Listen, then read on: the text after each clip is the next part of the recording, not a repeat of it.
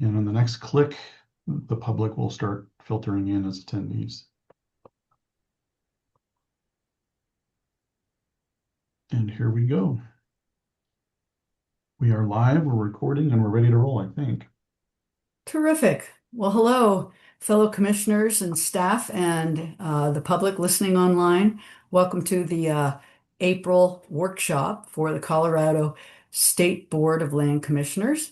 And we're hosting a virtual session today to discuss the strategic plan that has been underway for most of 2026. So we will be hosting a robust discussion on that with the commissioners and the staff and the consultants. But sadly, we don't facilitate public comment on workshops. So our director, Nicole Rosemarino, will give you instructions on how to provide any comments following the webinar. So let me do a roll call and then we'll pass it over to the director. Commissioner Harvey,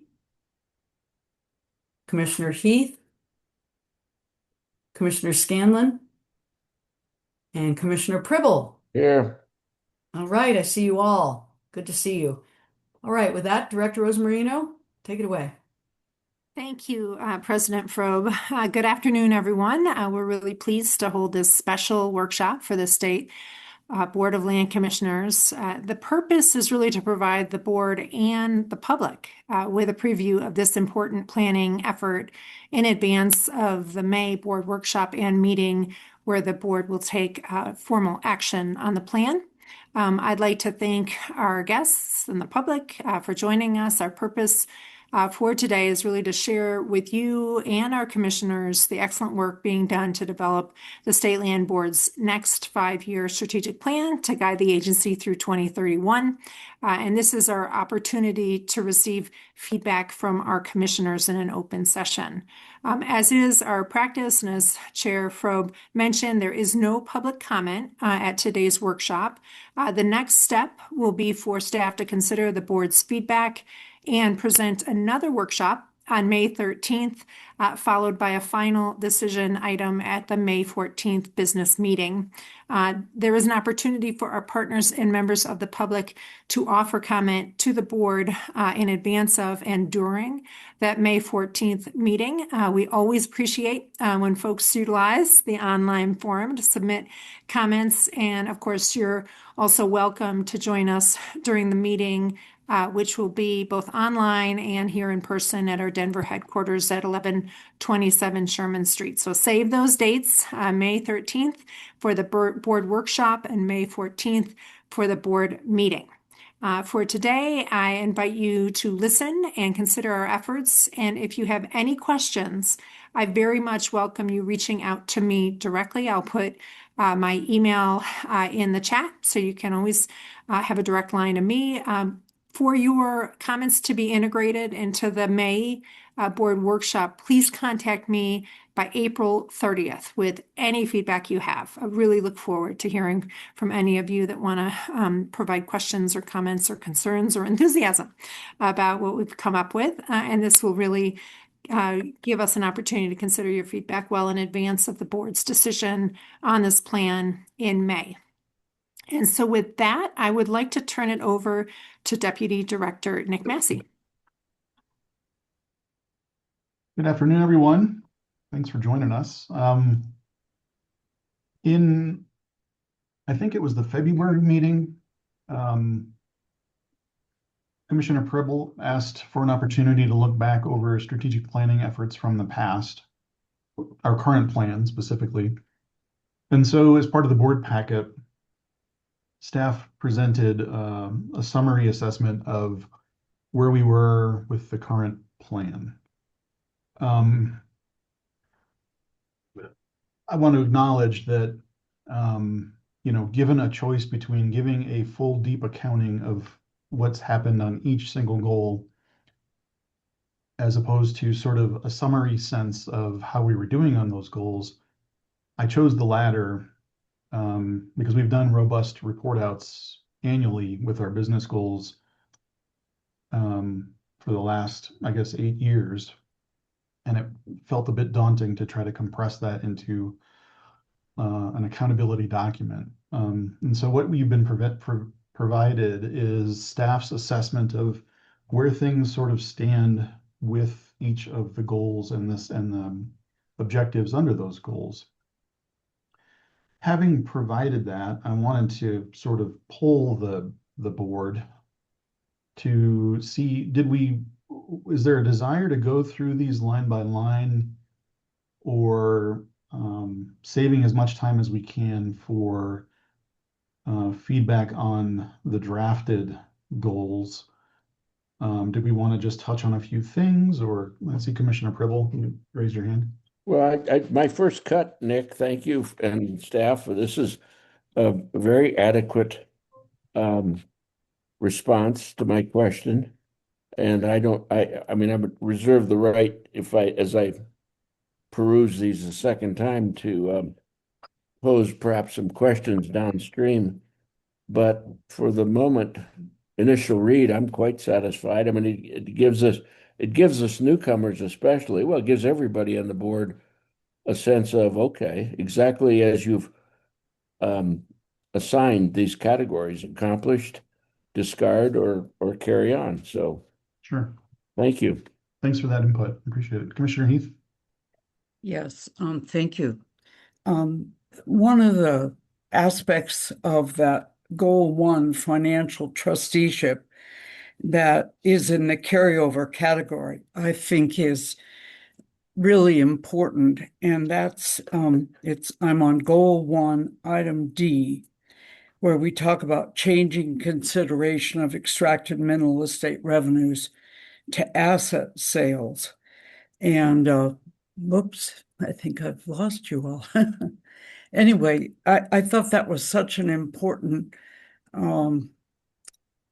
observation, not observation, but acknowledgement that we made, and that it's really important that as we talk about our strategy for the next 5 years, that we talk about it in that same way as asset depletion regarding oil and gas. Great. And just checking, am I currently showing that Goal 1 results page to the? And it's Goal 1 and it's D. But on the Zoom, are you seeing me share Goal 1, the green page? Yes. It says change consideration of extracted mineral estate from revenues to asset sales. Great. Yeah, thank you, Commissioner Heath, for that comment. You know, one of the certainly staff is supportive of continuing to try to pursue that effort. That's a really interesting challenge, because the determination of mineral revenue as anything but an asset sale is not directly in our hands. So the effort is in our hands. The outcome is not, and so we'll continue to pursue that kind of change, and we'll see it moving forward. I mean, I think it's an obvious thing for all of us, staff and board, but I think we haven't always talked about it in that way. And I hope as we talk about the strategies for the coming years, we can make sure that the public understands it as well. Yeah, you bet. So I wanted to just say a couple of sort of overarching comments about the plan that we're they're moving on from. We're moving forward into the new plan, having addressed an existing plan. Some of the energies that were present as we formed the plan that's on the screen were a bit defensive and a bit desiring of trying to educate the folks who didn't know us well. So we used a lot of language. We were 8 years ago, 10 years ago, 12 years ago, we were starting to feel, we were starting to interact with the public and with stakeholders in a new way, and they were using language that was sometimes incorrect. There were efforts around legislative relationships where we were seeing problematic language, or we saw an opportunity to correct misunderstandings. And so throughout this plan, a lot of our goals were framed in a way of sort of trying to set the record straight. Um, I think there's still some of that energy out in the world, but I think in large part, and we'll talk about it in the next version of the plan, that we feel like we're trying to step into more of the aspirational entrepreneurial language and energy that will carry us forward into continuing to do the good work that we do. And we just acknowledge that correcting misunderstanding is part of good business. We just need to address that in every opportunity we can. I wanted to acknowledge that even though we put the dates of 2019 to 2026 on the plan, this sort of style or these sort of four pillars of this plan had existed for a couple of years, maybe many years before this version of the plan. These were concepts that were building strength over time and had been captured in strategic planning documents previous to this document, but this is what we've relied on in a nice cardstock version for the last 7 years, 8-ish years. Yeah, so those are just some bigger comments. I just wanted to touch on a couple items from this goal. 1B, set goal for long-term inflation adjusted growth of the permanent fund. We marked it as a discard, not because the efforts aren't important, but it was pointing at an outcome that we don't have enough control over. Staff continue to make every effort, and we still have a position on the permanent fund board to make sure that that body is pursuing the best growth possible to achieve lots of goals. But it's a little bit out of the hands of state land board staff. So we marked it as a discard. It's better placed on a different body. I wanted to acknowledge that item C from this page, set long-term asset allocation targets, is exactly what we're trying to do with the RFP that we've just seen the deadline on Friday for submissions. We're looking for the right partner to help us accomplish the comprehensive asset allocation project. And that will address this very sentiment strongly in a way that we have not in the past. And then I also wanted to touch on item E, assess management plans for large physical assets. This has become second nature for the years from your state land board staff. And it's marked as carry forward because we want to do more with this. We want to be more detailed, more intentional with how we're managing large physical assets, the big ranches, as well as everything else. There's an opportunity for staff to step a little deeper into the management of a vast inventory of improvements across the state, and we can be more intentional about it. So, unless anybody had any specific points or questions on this goal, I'm going to jump to goal 2.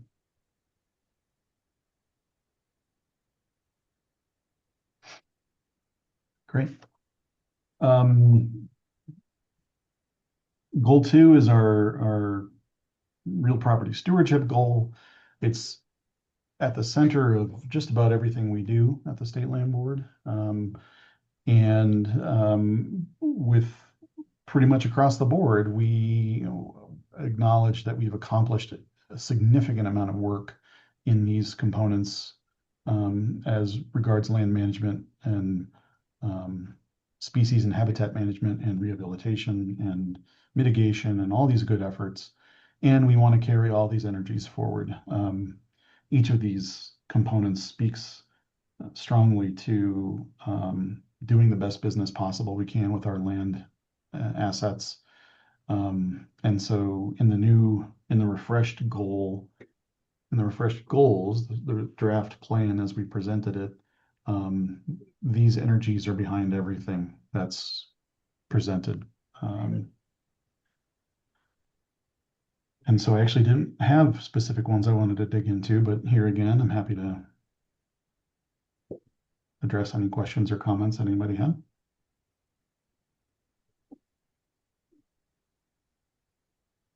Seeing none, move into 3. The big red goals. One of the things that, so this was the goal that represented being stronger at doing business, organizational excellence, being good at people, being good at process, being good at technology. A lot of discussion over the last many weeks among the planning team has acknowledged that there's really an opportunity to make sure that organizational excellence and the next goal about communication are an undercurrent for everything else that's happening in the plan. So in the new plan, and we'll talk about it, communications as a separate set of goals did not survive, but is instead incorporated into all of the other goal areas. And in terms of organizational excellence, we've pointed at some of the same goals, the same components, but are being really intentional about upping the ante towards the people that make up the organization. I wanted to touch on a couple of things from this one. 3A, invest and apply the best technology to support operations. The board over the years has been incredibly supportive of staff building up our NetSuite enterprise system that we call Atlas. Atlas does more for us every day, and we are super grateful to Sharon Ernest from staff, who makes Atlas a phenomenal tool. It's appropriate for us to be thinking about what Atlas looks like next. Atlas was designed in 2013 and rolled out in 2014. And if that sounds like a long time in the world of technology, it is. I think in 2013, we were on iPhone 3, maybe iPhone 4, and now we're on 15, 16, 17. I forget which number. But a lot has changed, and we want to make sure that we continue to pay attention to the kinds of technology that will make our work strong and reduced effort. So NetSuite plays a role, or something that looks like NetSuite plays a role moving forward. Item B on there is implement human resources best practice. Interestingly, 2019, 2020, there were some new energies coming forward in the world. Obviously, I think we cast this strategic plan before the COVID pandemic hit, and we had to change a lot of the things we do overnight. But it's been important to staff to make sure that we continue to keep people at the center of the things that we do, because without our people, we don't get anything done. And so in the sense of things like professional development, we've continued to set aside some money every year to make sure that folks can approach professional development that helps them be stronger in building stakeholders in their business, in terms of their knowledge base, to make sure that they're keeping on top of the current best practices for the work that they do. And that will absolutely carry forward into the new plan. We want to make sure we're doing that and more. And then I just wanted to touch on item E, which was lean operations. And when I joined the organization in 2017, we were in the midst of adoption across the state of a lean operations process we call SOLVE. And SOLVE is a framework that allows us to step into analysis for all the things that we do, all the processes that we have in place to do the work that we do, and figure out, can we improve them? Can we find ways to make them more consistent, more repeatable, and require less effort? And so as an organization, we jumped in with both feet and made sure that we're always thinking about how to improve the things that we're doing so that we are sustainable and successful. And that, we want to make sure that at the end of the day, the places where we're spending the most resource is on the high value add activity, thinking about ways to solve business problems and not having to worry too much about how those problems get solved, in the machine. So looking forward to continuing to keep lean process improvement at the heart of the things we're doing. I'll pause for a second and again, see any comments or questions. And none immediately, so pop to item 4. So goal 4, communications and outreach. I mentioned on this previous slide that this is going to be one of the underpinnings of all good business moving forward. We know that communications is at the heart of building your customer base, is celebrating the work that you're doing, communicating the good work of the organization to a larger audience.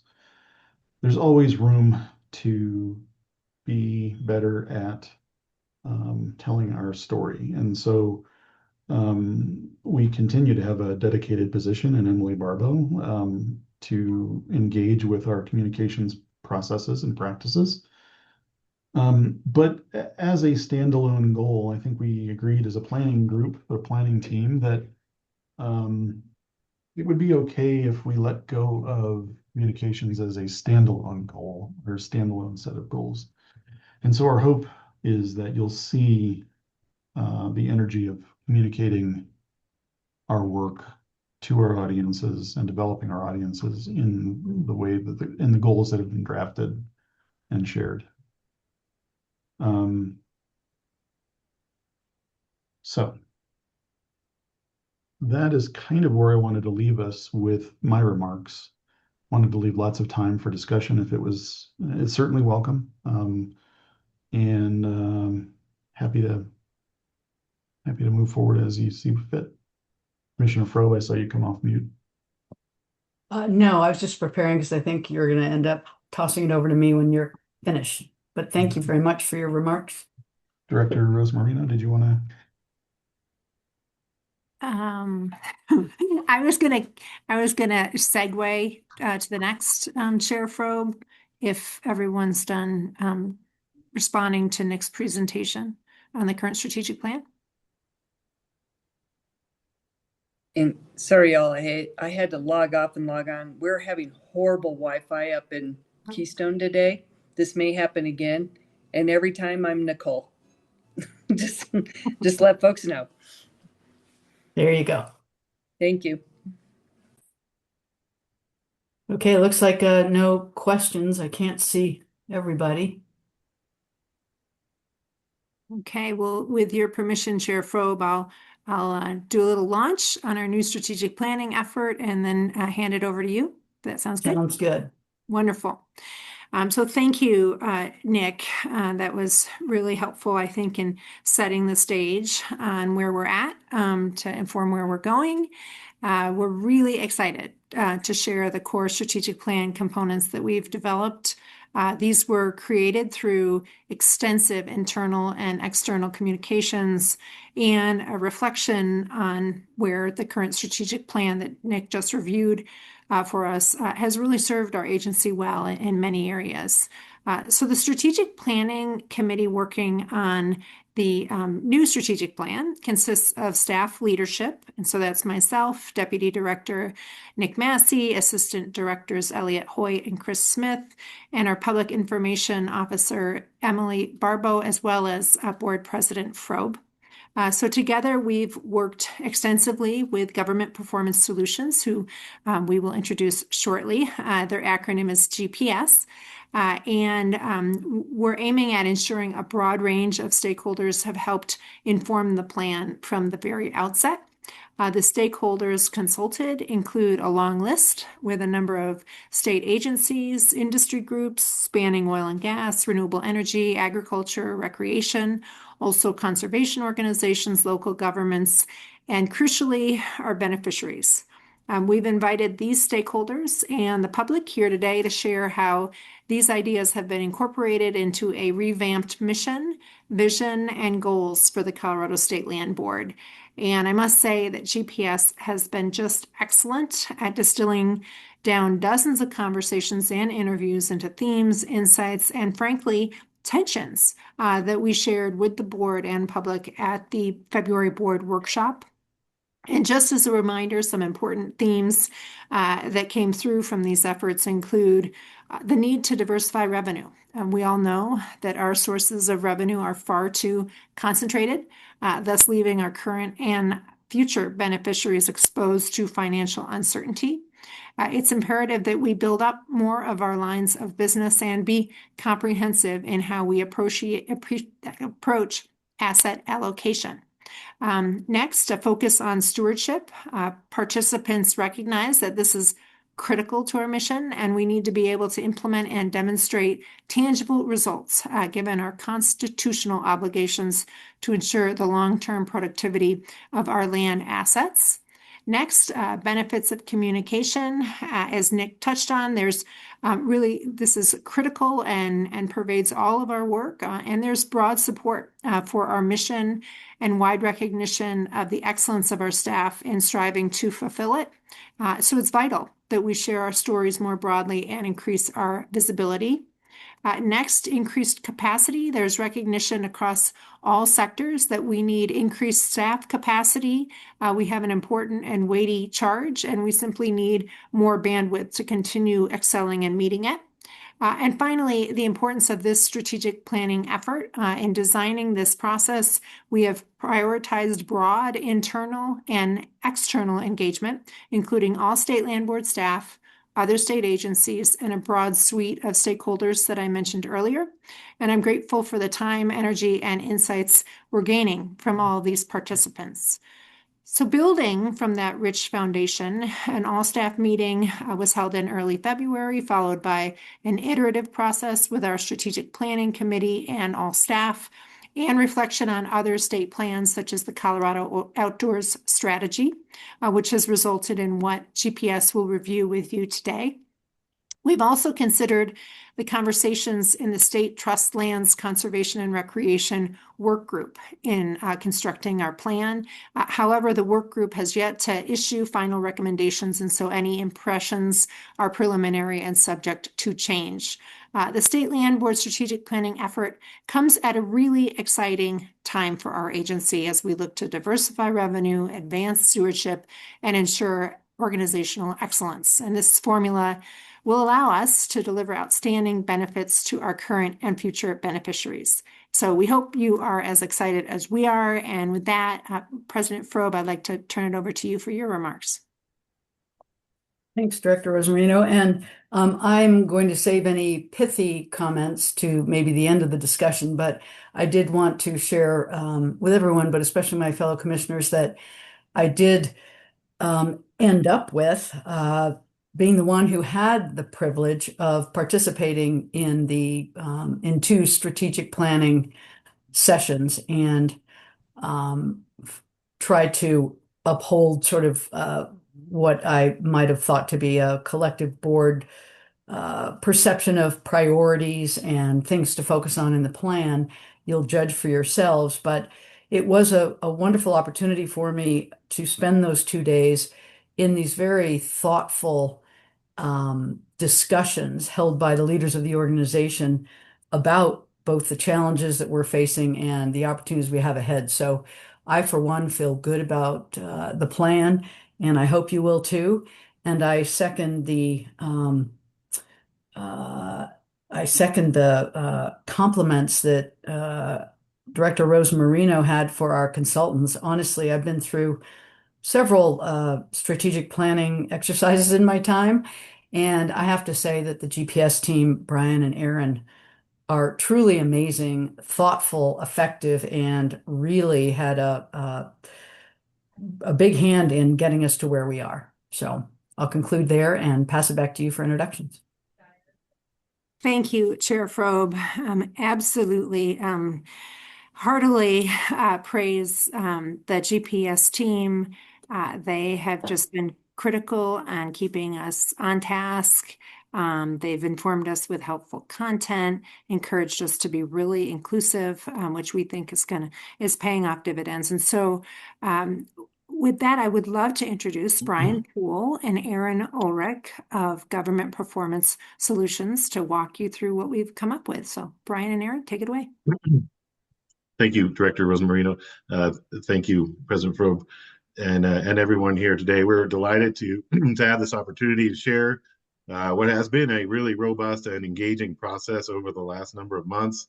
It's been an honor to serve this board and the staff and all of your stakeholders in really pulling together a variety of opinions and concerns around the future of the Colorado State Land Board. And there are so many areas here where we hope to share today the concepts and the thinking behind those concepts. And certainly there will be times when we know that there are differing opinions and different concerns that floated back and forth through the process. And ultimately we had to settle in some cases on things that may not be perfect for everybody that was involved in the process. And I just want to thank everyone for participating and sharing those and providing enough of a context to have a real debate in some cases about where do we invest over the next 5 years and where do we take some of the energy and really push forward on some critical concepts. So I would just pause there for a minute and allow my partner Erin to introduce herself and a couple of her thoughts as we get started.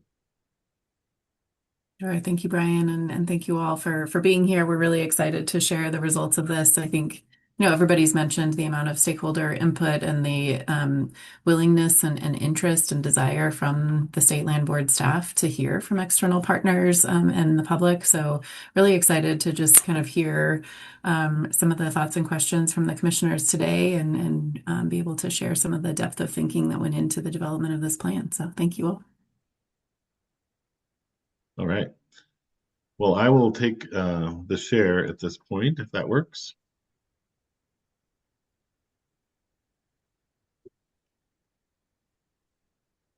And we should be seeing our opening slide ready to go.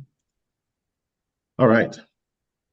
So just a few thoughts here as we get going, and much has been said already. I don't want to repeat much, but certainly this was a unique time as we thought about engaging all of the stakeholders and started to plan out who might we want to meet with and hear from as we explore the future here in the strategy. And we realized, this is just a unique moment. There's a new director, new board members, lots of challenges and concerns across Colorado. From agricultural and oil and gas and recreation and the environment.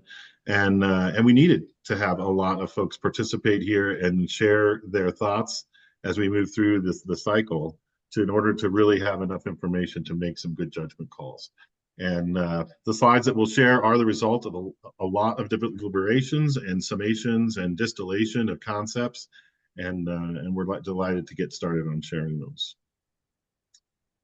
So just a very quick refresher on the project. We started back in October. It seems not that long ago, but there you go. Just building the plan and making arrangements, having our kickoff meetings and so on, and getting the engagement plan together. We had 3 really robust months of informing the strategy over, I think, almost 100 separate conversations, and individuals were able to participate in those. Some of them were one-on-one interviews, which gave us a sort of a confidential and private format to really dig into some of the challenging things that folks want to say, and offered some confidential feedback on either individual circumstances or broader statewide concerns that folks may have had. Then we had a number of focus groups with both internal stakeholders and internal staff, allowing us to interact really with almost everyone at the board and across staff, which was really exciting and offered a number of forums for people to participate and share, initial feedback around what some of the strengths of the board are, what some of the challenges that are facing the organization, opportunities that exist out there in the new world in the next 5 years, and some threats and risks facing the organization. So we were able to work through that in a number of settings, one-on-one, in person, and otherwise. So we're really delighted that we had those opportunities, and we're able to distill into those some of the key themes and insights and tensions as Director Rose Marino referenced earlier. So that was the food stock, if you will, for moving forward into synthesizing the actual framework. We took that on in January and have just really completed that over the last few weeks to give you this version of the document today. And ensuring that we go from concept into practical and implementable realities. And some of those areas have conflicts and tensions that we needed to resolve. We think we have those resolved for the most part now, but there are challenges that exist in the strategy itself that we'll need to carry forward and continue to working on those strategic tensions. And we've highlighted those, I think, to a great degree. There is some work around some small group implementation plan development and some additional work that needs to happen here just in late April and early May to actually get to a final product that will be presented, as Director Rose Marino stated, next month to the board for approval. And there's continuing work that will need to occur to develop, for example, the annual plan for the next fiscal year by staff, which will get you really into the details of who will do what when to begin execution on the plan. But that said, we have a larger concept of which of the key areas are most important and which ones need to be addressed in the short term. And there are many of those I will highlight in the short term that need to at least get started in some way in terms of analysis and building consensus and engagement. So there's a lot of work to do, and that's all implied in the strategy here as we work forward. And then of course, the communication strategy will work forward to make sure that as we finalize this, that the right people get the plan and hear about it from the right people, that the context and color behind that, behind the plan and its rationale go along with it so people can understand the why decisions were made. And we hope to be really clear around those today and provide some insights around that will really illuminate the rationale and the reasoning. Aaron, I'll just pause and give you a chance at anything that I've overlooked as we bring us up to date here. No, I think that's an excellent summary. Thank you. Yeah. And Any Brian, questions? would you like me to share my screen? I have the full view of the PDF, if that's helpful. That would actually, thank you. I've just got Happy to take over. Yep.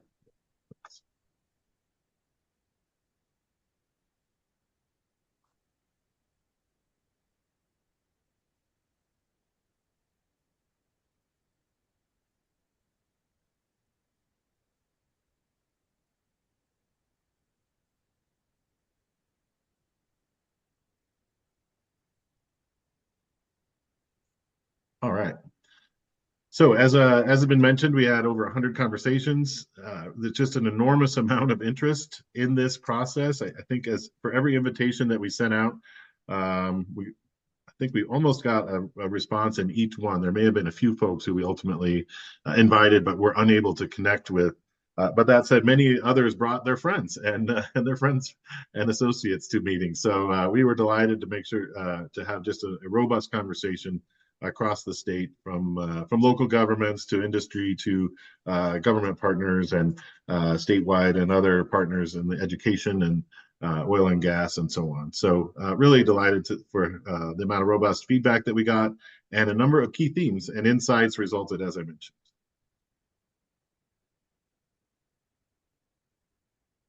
All right, so this is the strategy map. A lot of content here.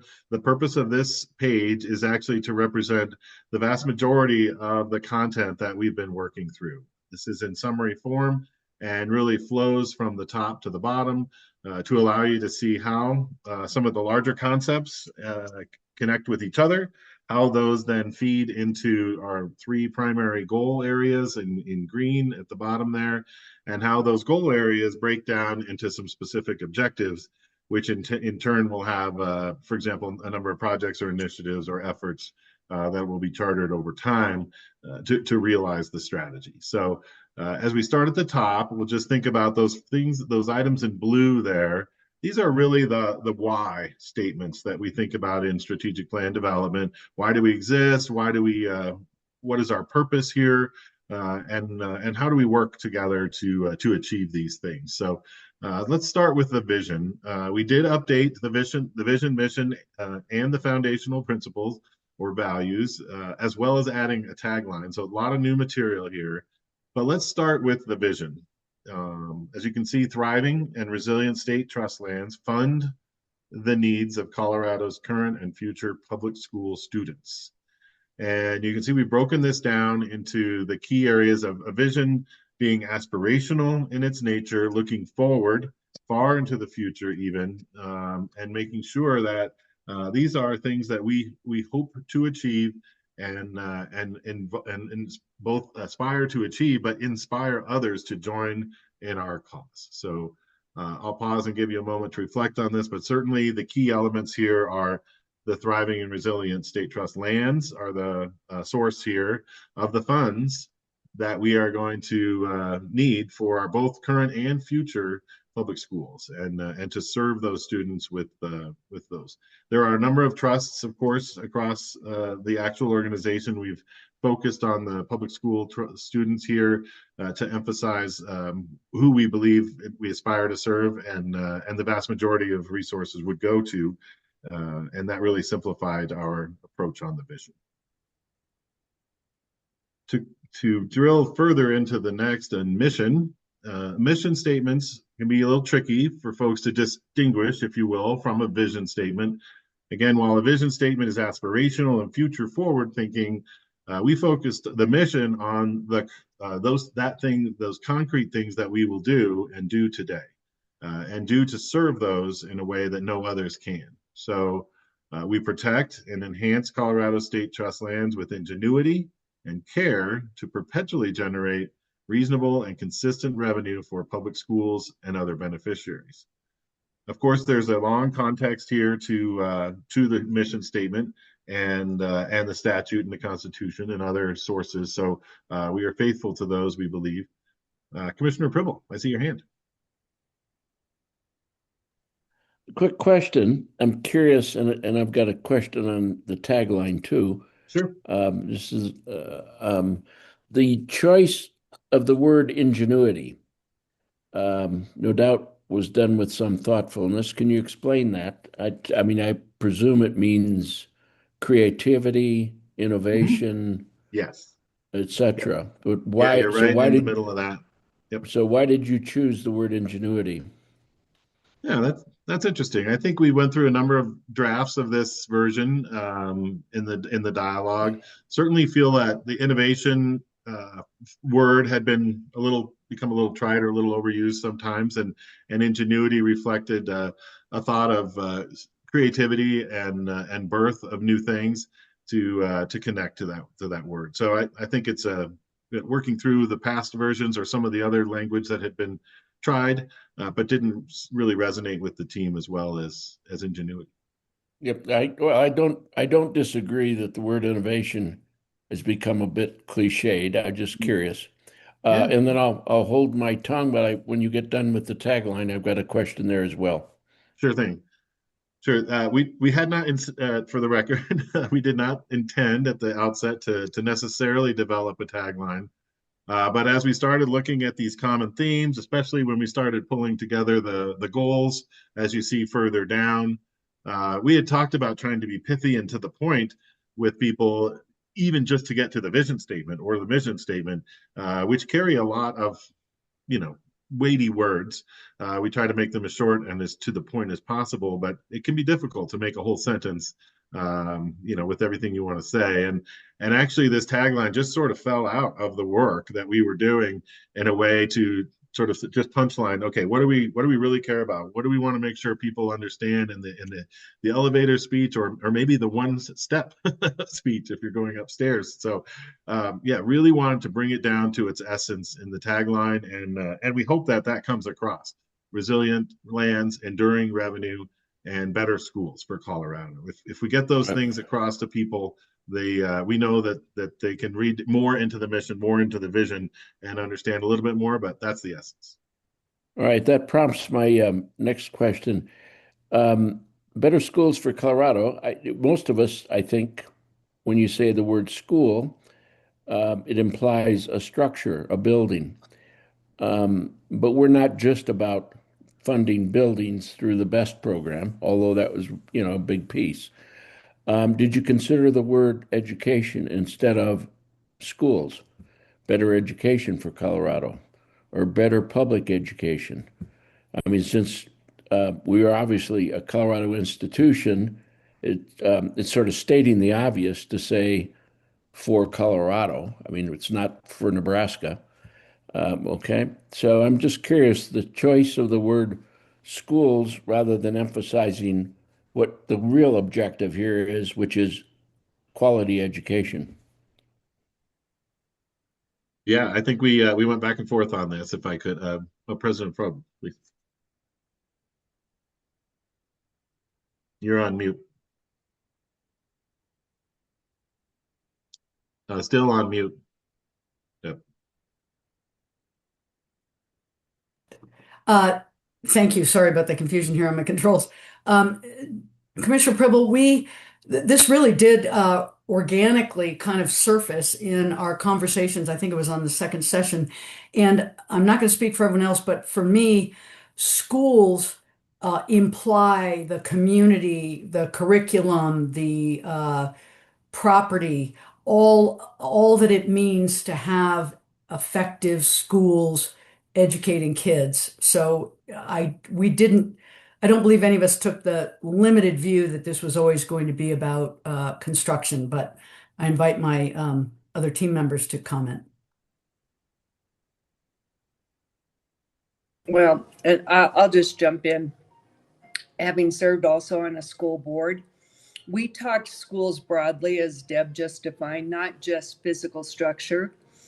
We wanted better schools for our county and our community. And that include all of not just the capital behind the physical structure of the schools, but everything within that school.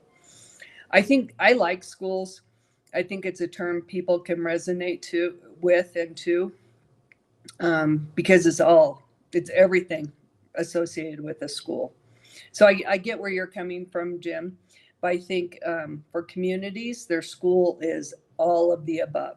They want a great school and everything in that school as related to what that means for them. Sorry about that. And I'm not going to follow my sword over wordsmithing, something that's been so thoughtfully and debated.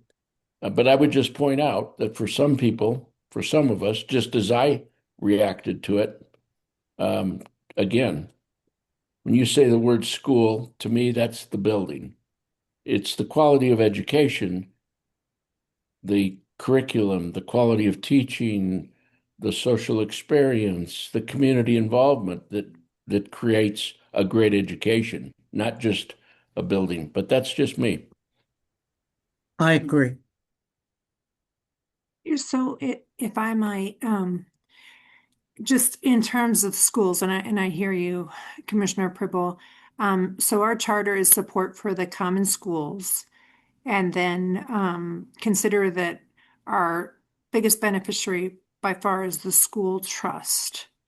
And I think school it connotes K through 12 education, whereas education can be much broader than that. It could be institutional, it can be non-institutional, it can be for school kids, it can be for adults. So Yeah. I appreciate you raising the issue. I think there's a lot of additional reasons why you might consider schools. Yeah, like I said, I'm not going to make an argument about this. I just tell you that some people are going to have a similar interpretation. That's all. Thank you, Commissioner Pribble and Heath. Okay, so moving forward, just here a little bit, we talked a lot about the values and potential foundational principles, operating principles, other concepts that often strategic plans use to capture how we will work together. What are the behaviors that we accept and expect for our teams and for our operations to achieve the very mission we just outlined. And at one point we went through a dialogue, which has been pretty common in my experience, having completed, dozens of strategic plans, and that is, how do we want to use the idea of the values or a foundational principle? What is the purpose of that in a practical sense day to day? And I highlighted that there are two sort of schools of thought around this that I've seen over the years. One is that you include values or something to that effect here in your strategy because people have done so over the years, right? And you feel obligated to put some words on paper around transparency and leadership and things like that articulate lofty ways to operate together and fill a void on the document. And I've seen that many times over the years, and that can work, right? That you have these principles or values that are there. But in many organizations, that's sort of only where they are, right? They move on and they reference, as in the future, if they do reference their strategy, which of course we hope they do. If they do reference those, it's very at an oblique angle or tangential, periodic reference to those values. And we had a good debate in the workshops here around, is that something we want to do there, or do we really want to articulate words that have deep actual meaning to the team and can actually connect to the day-to-day work? And do we expect people to reference these in their day-to-day lives and the day-to-day meetings that they have, and hold each other accountable to being to serving those thoughts pretty well? And if somebody misses out on those, are they going to be willing to call somebody out and highlight that doesn't actually meet our values or our foundational principle? And the team went through that dialogue, and we really rested finally on what you see here of not just a foundational principle, but a definition behind that. And I'll provide that on the next page in more detail. But the concept here was that we did want to have one that is active and useful and actually communicates meaning and would be durable. And so it took a little bit to go back and forth around some of the design of this and the words we chose, but we end up with, we thoughtfully steward trust assets for our beneficiaries. And this is, again, a succinct or more succinct version of some of the elements here in the vision and the mission, but is really focused on this word of steward. And you'll see there's an acronym there in capitals at the end, STEWARD. And I'll just go to the next page that has that reference so we can dive into that.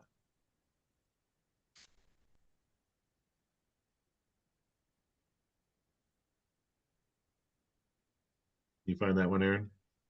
Perfect. So as we think about trying to identify and capture the concepts that we believe need to be embedded in the foundational principle, we have the statement of, we thoughtfully steward trust assets for our beneficiaries.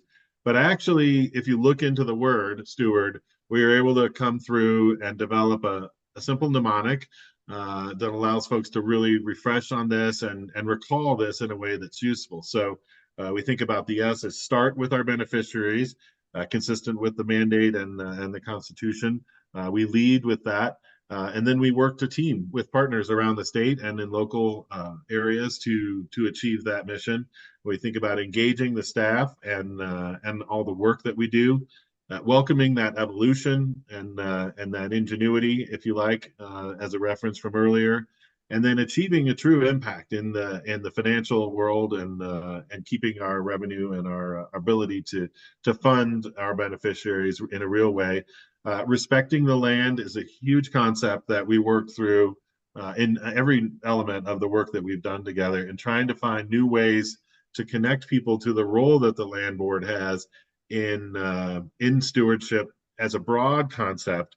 But that term stewardship has felt, I think, a lack of punch, if I can say, or at least people perceive that punch differently over the last few years. And it's been able to be defined separately from us. So the idea of connecting this word steward and providing context within it was really just resonated with the team and their ability to communicate a foundational principle, to put this next level of detail into the word, and that this is what we mean by steward, which includes respecting the land and then delivering the revenue. So you can see as we work down the line, we're trying to think of all of those touch points that we want people to think about when they think about why the land board operates the way it does, and who we serve. So I'll pause here on on Stuart.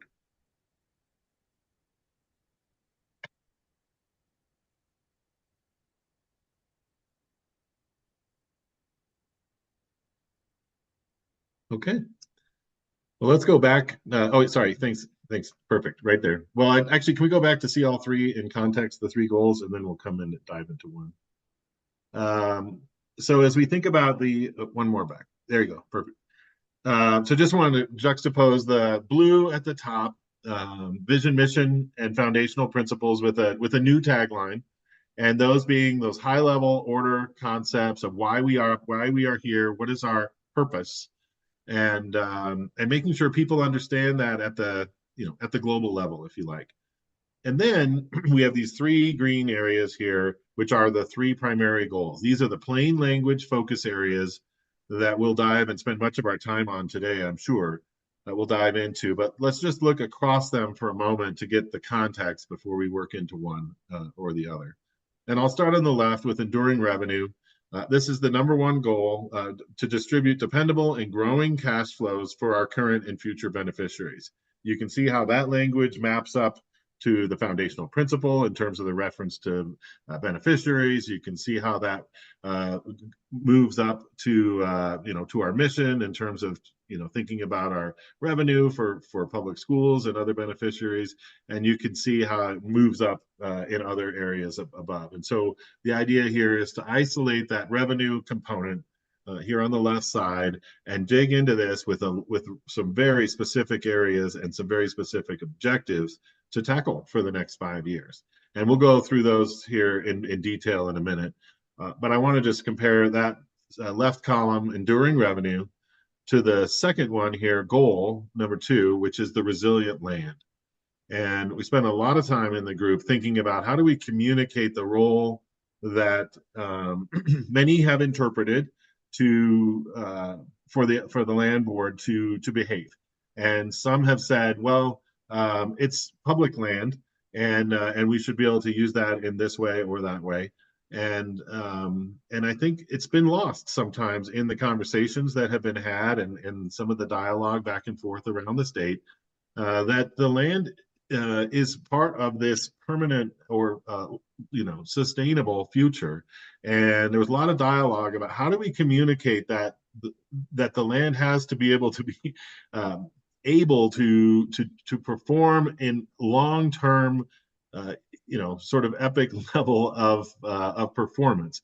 And this concept came back to resiliency, and that the land, and specifically here, to advance the land health, to ensure the long-term economic productivity of Colorado's state trust lands. And this is really important to the team, to everything that's been discussed from staff level, and we heard it from many of the external stakeholders, that this team has a role to make sure that the land health does not suffer in the short term in pursuit of some other goals, because that would then detract from our ability to serve future beneficiaries. And this connection of time, if you will, of investment and thoughtful stewarding the land came back to how do we communicate that in a very direct and purposeful way that we can communicate. And we settled on this concept of resilient land, that we are here to help the land health, advance that land health to ensure its ability to produce revenue, for example, well into the future.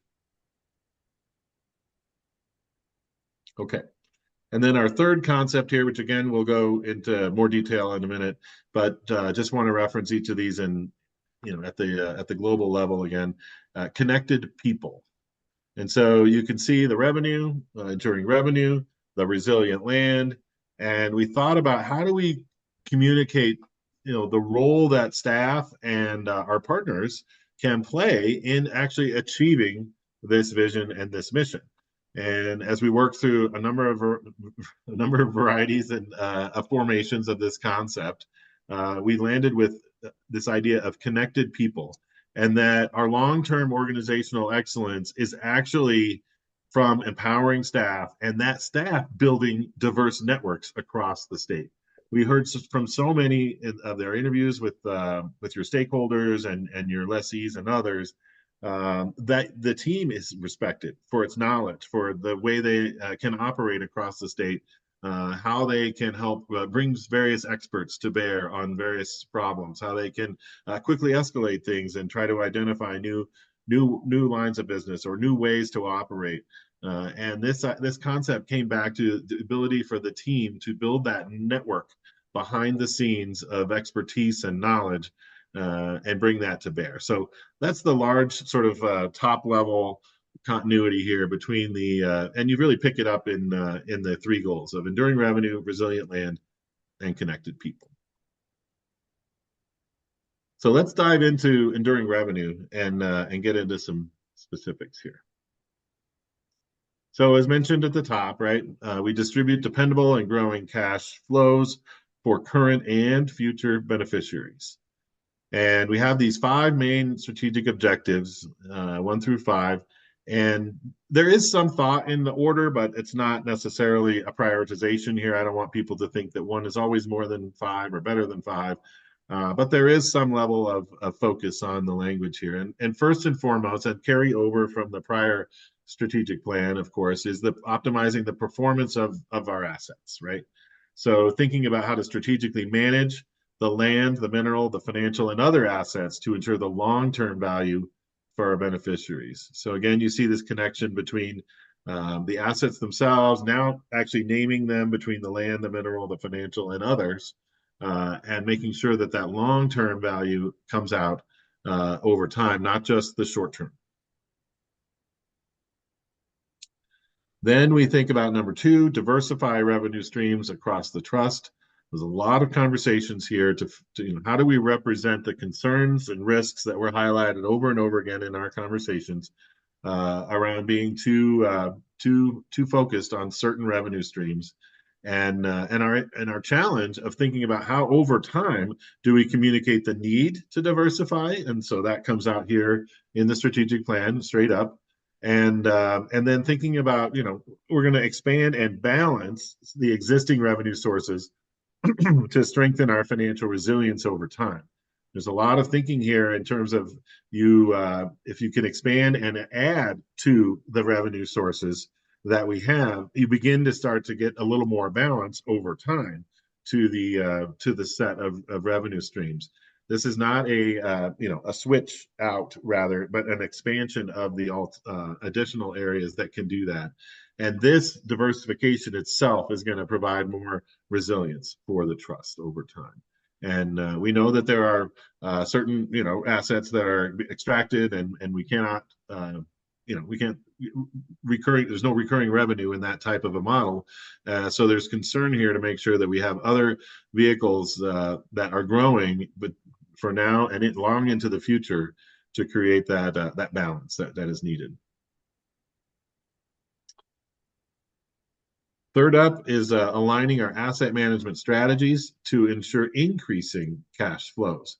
So for the revenues that we do have and become assets and are being managed over time, we want to make sure that those assets themselves are producing at the highest possible rate for the trust. And here we're talking about implementing an asset allocation model that will actually guide our decisions about acquiring, developing, conserving, or disposing of assets. And this fits with the carryover from the previous plan, has been mentioned at the top, but certainly allows us to make that connection between a decision, for example, to acquire or develop a certain piece of land, conserve it, or dispose of other assets. This model overall is going to ensure the strategic plan will ensure that we actually increase the cash flows as a result of that strategy. Then number 4, separate but powerful as well, support strategies that would actually increase the long-term earning power of the trust. So not just, what is the mix of allocations in number 3, but that those assets themselves are actually earning more over time. And this is a really important point here, but to grow and protect the whole trust, including the permanent fund. and a lot of conversations here about how that will move forward. And there are strategies and conversations, obviously, that have to take place. But that we would pursue that we would grow and try to protect the whole trust, including the permanent fund, is now in the draft strategy, as you can see, and a critical element that we would like to advance. And then 5, expanding partnerships and markets that enhance trust revenue. We heard, and I want to thank all the stakeholders who were so candid and frank about this in our interviews, particularly, that there have been times where you wanted to have other deeper conversations with the land board, and you wanted to think about new opportunities and trust assets, and it just didn't feel like there was a place and a time and a person who was ready to have those conversations for you. We heard that, and I think everyone at staff and at leadership level really wants to live up to that concept here. And so we've included this particular goal here in the strategic objective under revenue, is that there are, we think, public and private partners who can actually help realize new opportunities across the assets. And those can then help create new revenue streams. A number of areas, whether that's in biodiversity or water management or renewable resources or others, where we just haven't had the conversations, or we don't have a structure to have continuing and sharpening conversations around where are those opportunities, what are the places that have additional potential if we were able to bring in a partner either from other agencies or the private sector. And so this goal is designed to really put together the structure and the vehicles for those conversations to happen.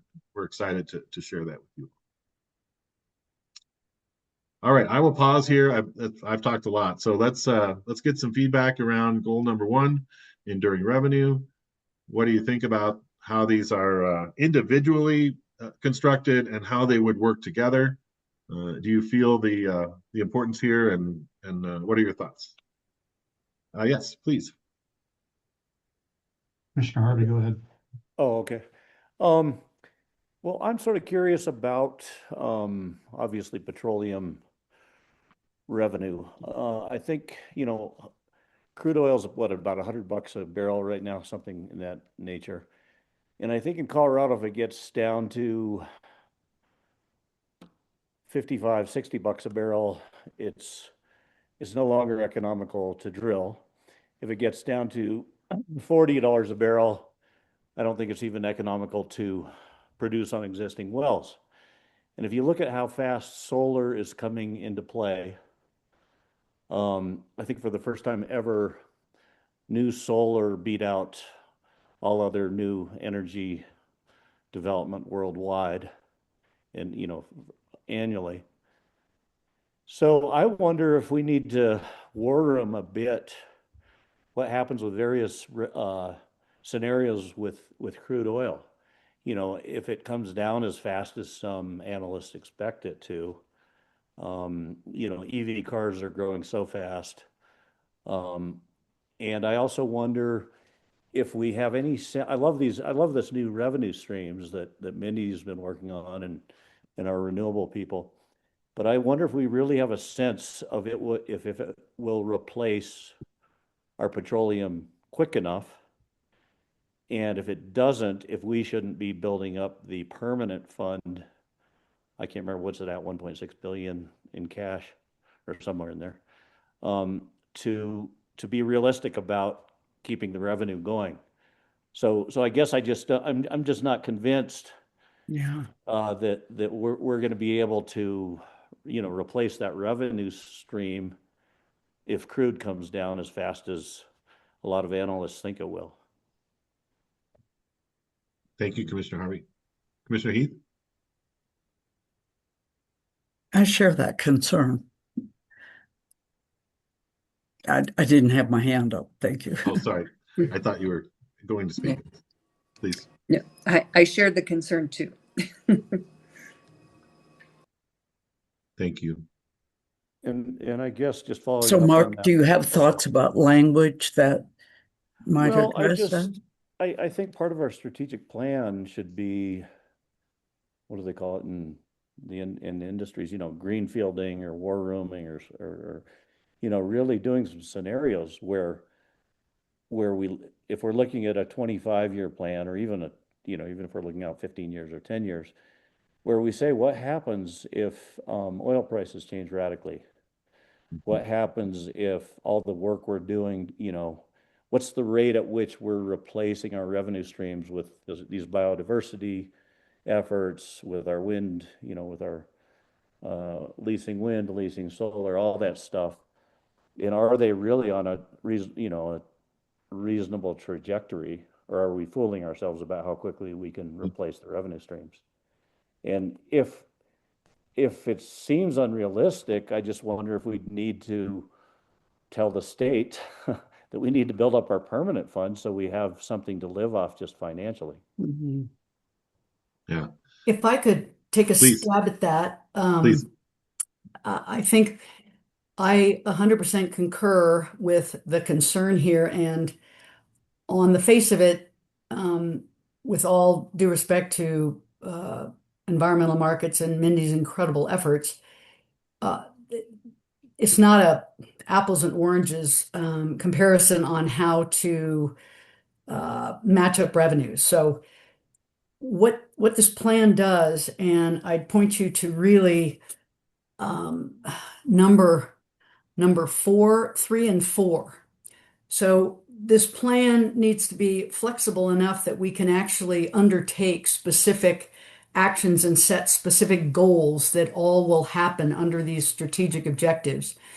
And so while it isn't stated quite as straightforwardly, Commissioner Harvey, as you're suggesting, I submit that within number 4, supporting the strategies that increase the long-term earning power of the trust, a piece of that is the designation of mineral revenues as that asset depletion rather than ongoing revenue. So that's sort of housed under there. It's also housed under number 3, where in the asset allocation process, we will be running those scenarios about revenue and about what happens if we take all the mineral revenues, for example, and are successful in getting those put back into the permanent fund. One of the reasons these are more general is we do have, other parts of government, namely the legislature, who has some ability to allocate funds, as we've seen. So what we can do here is to state our goals and our objectives, and then set up a series of projects underneath where we specifically, in the span of a year or two, address these very specific actions that will help us grow the permanent fund. That's really the only way we're going to be able to keep pace and to compensate in the future for a lack of mineral revenues. But we need to run some scenarios, which is what happens under number 3. Okay, so I guess my question was just, or my hope is that staff, the bright minds on our staff are running those scenarios and making those considerations. Not yet. I mean, at a high level, yes, but Yeah. what we need is that model that captures Right. the assets, the attributes, and the revenue streams that we can twist and turn and see what things look like under those different scenarios. Yeah. Thank you. Excuse me. This is Please. Commissioner Yee? do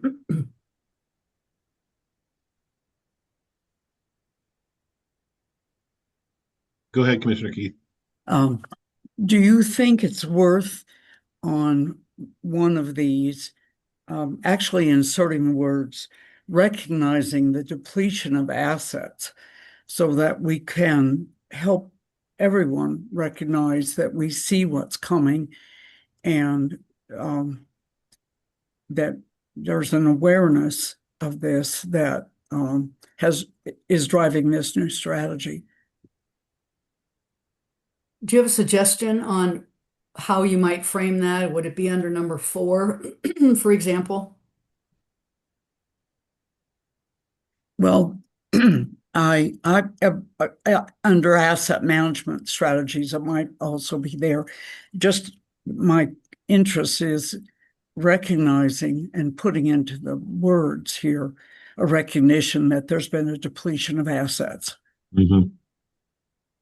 obviously with oil and gas, whether we say it that way or not. But, I think if someone were just looking at this, you wouldn't know why many of these are necessary. And it feels like putting something like that in would be useful. Thank you. Commissioner Pribble? Yeah, so I don't have any instant words to help achieve what our colleagues Mark and Josie are promoting here, but I just want to weigh in and say that they're both spot on. We have obviously a depleting asset about which we know very little. Apparently, I say apparently because I don't know if what we know about any estimate of our reserves.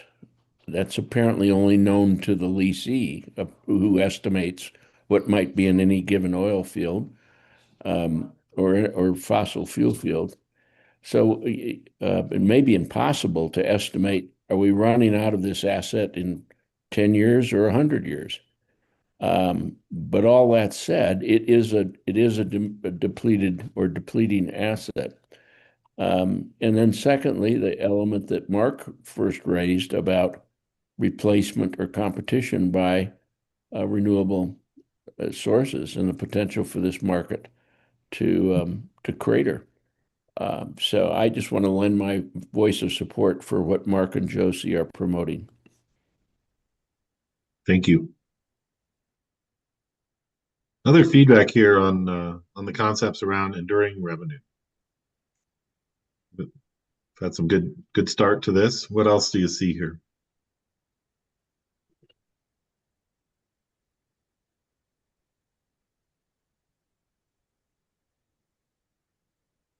Or not see that should be here?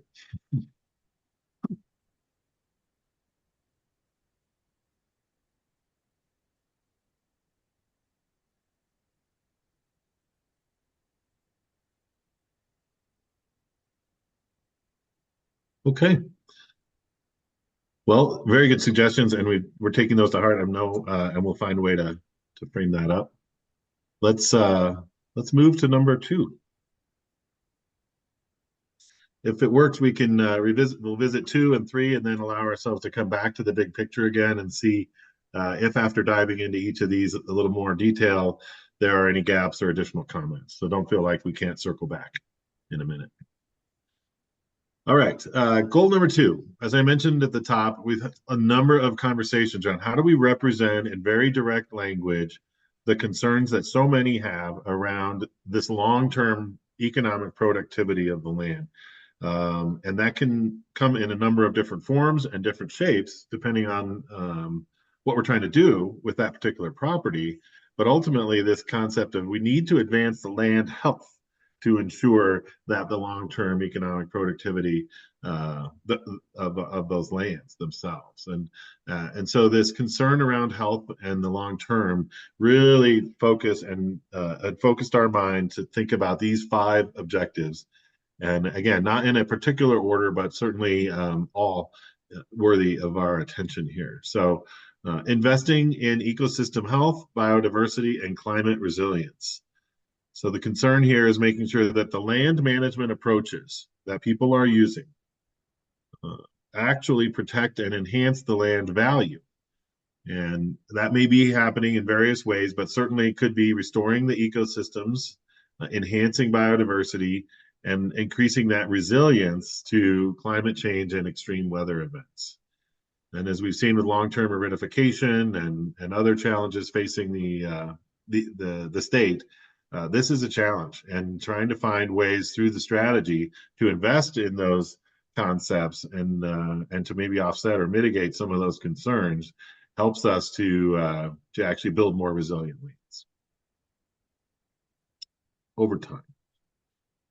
Second, we have this idea of strengthening the management itself across trust lands And here we heard a number of, this was one of the strategic tensions that we had talked about earlier, that there were sometimes, depending on your position and your thought process here, that there were different opinions around what are sustainable land management practices. And so our goal here is to actually provide clarity over time in terms of what are the expectations and what is the accountability for people around sustainable land management practices that would actually protect the natural values and generate and preserve that long-term productivity that we mentioned at the top. And so there are times and places when people may self-define what had been called stewardship or protection of the lands or other terms. We want in this strategic objective to emphasize what are the specific expectations we have of lessees, for example, and how would we hold them accountable over time that their land management practices are in fact sustainable and that they don't diminish the long-term productivity of those lands. That's really important for the strategy to succeed. It addresses some of the strategic challenges and tensions that we mentioned at the top, that where there are differing visions and differing versions, different definitions, different semantics, if you like, on what stewardship means. It feels sometimes like it's in the eye of the beholder, if I can just say that myself, having a number of interviews and gone back and forth on this. And so as we diagnose that challenge, if people are defining that in their own ways, it's incumbent on the state land board in its strategy to actually commit to defining those expectations and the accountability around those expectations. And so that's what this is communicating. All right, third up, we talked a lot about incentives and partnerships to help promote sustainable land management. So thinking here about, what are the things that we can do either through partnership and incentives to work with lessees, agencies, and partners and to actually advance the land use practices and leverage the resources out there that do improve land health and value with the science and the practice and the experience included. So there is a number of things that we think this area, this particular objective can tackle to make sure that people have the information and the resources, practices at hand and have the resources to teach that or communicate that to them to ensure that we actually improving the land as over time. Number 4, we talked about expanding the use of data, science, innovation, and experience to guide these very decisions. So there is a lot of emerging research, for example, nationally or otherwise.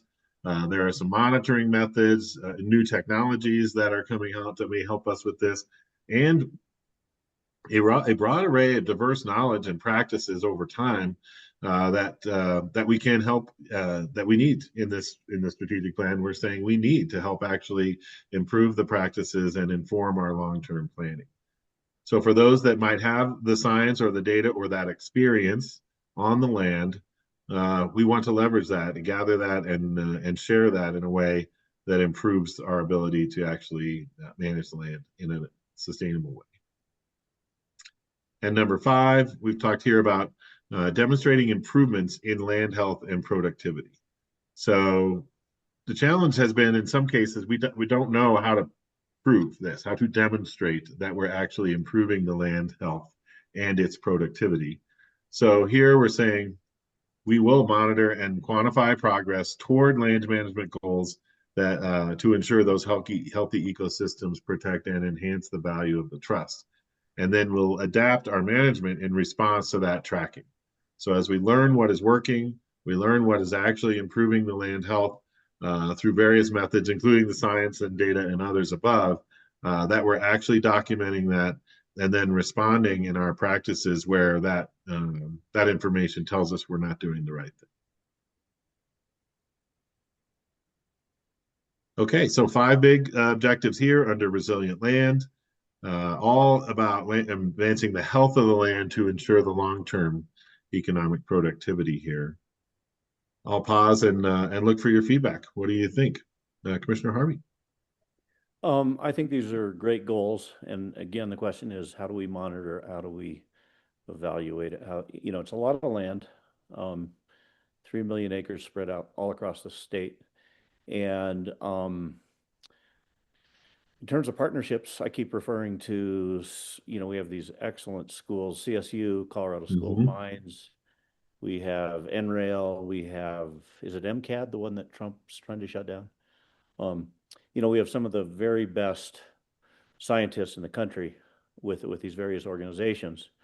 And I just hope we continue to partner with them because they can help us to, figure out what resilience really means and whether it's really happening across all our lands. And I don't know if we have annual reports like state of the land, annually or biannually or something. If we don't, it might be a good exercise. And I acknowledge it's hard to figure out whether all 3 million acres are becoming more resilient. Right. Maybe we can break it down into sections or something. Anyway, I think these are great goals. And again, the question is, how do we do it well? Yeah, I would emphasize we had a number of offers and for partnership around these in the interviews and in the engagement process.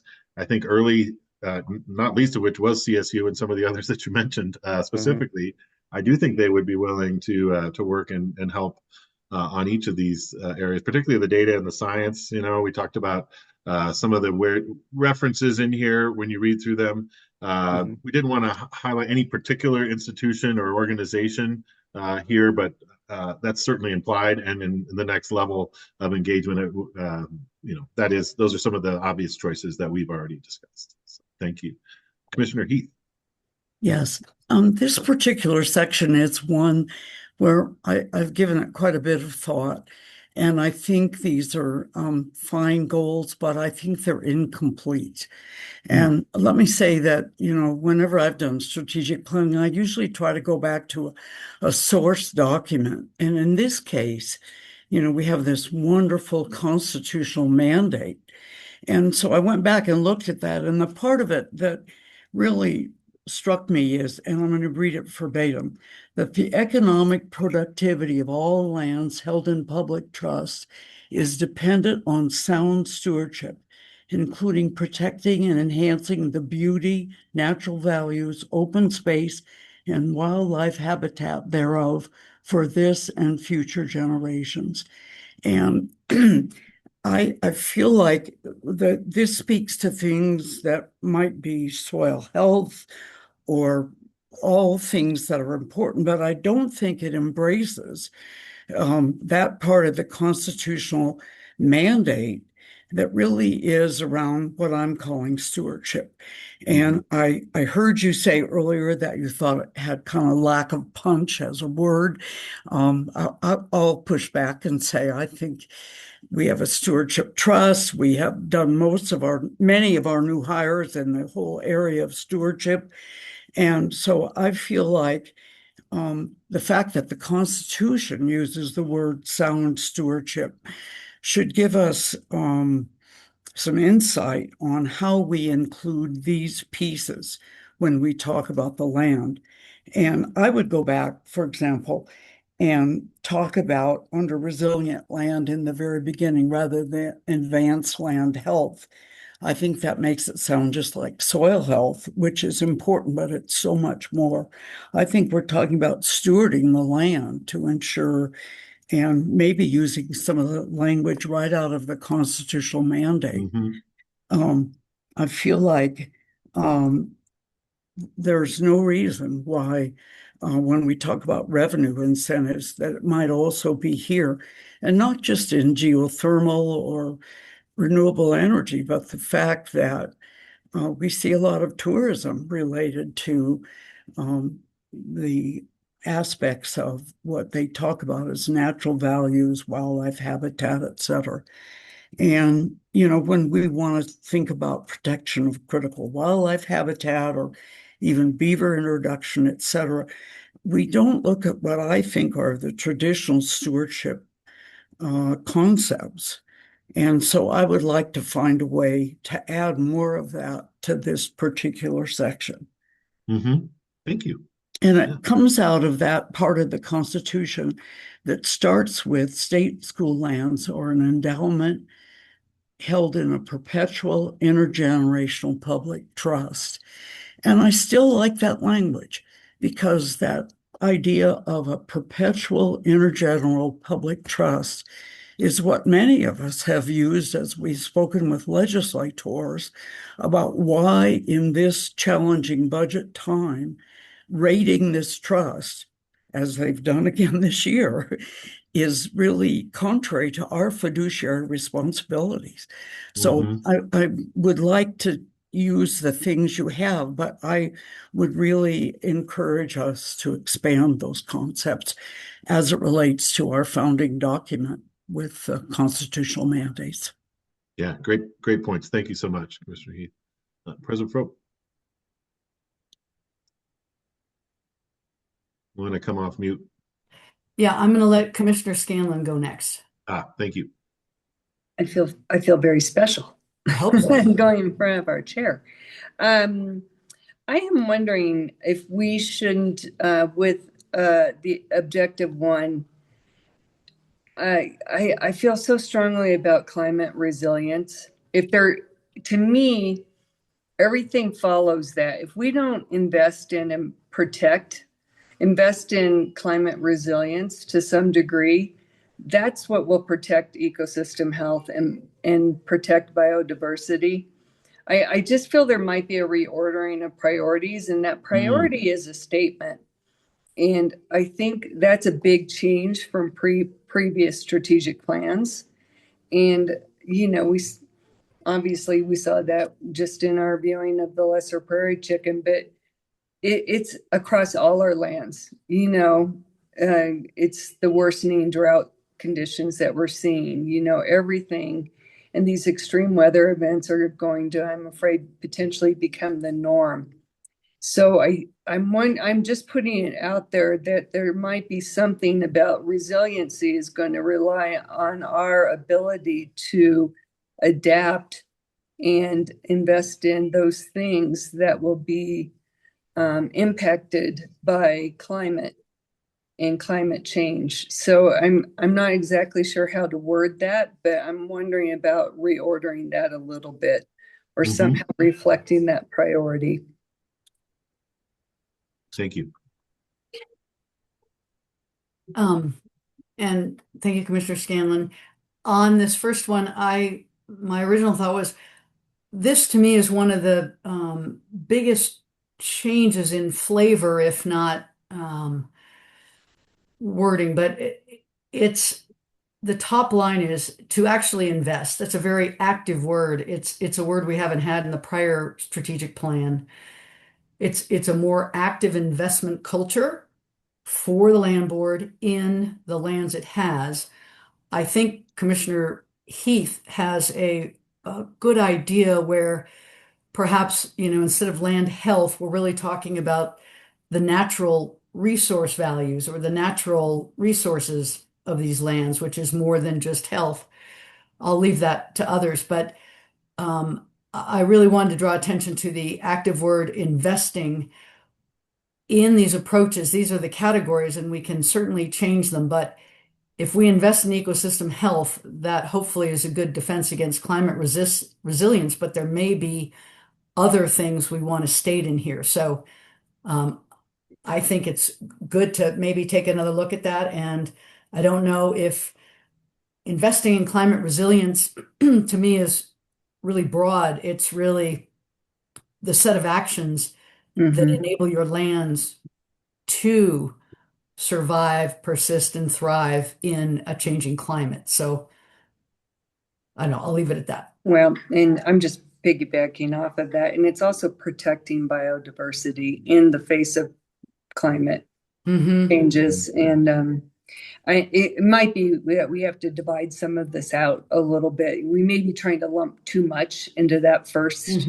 objective. I'm just, food for thought.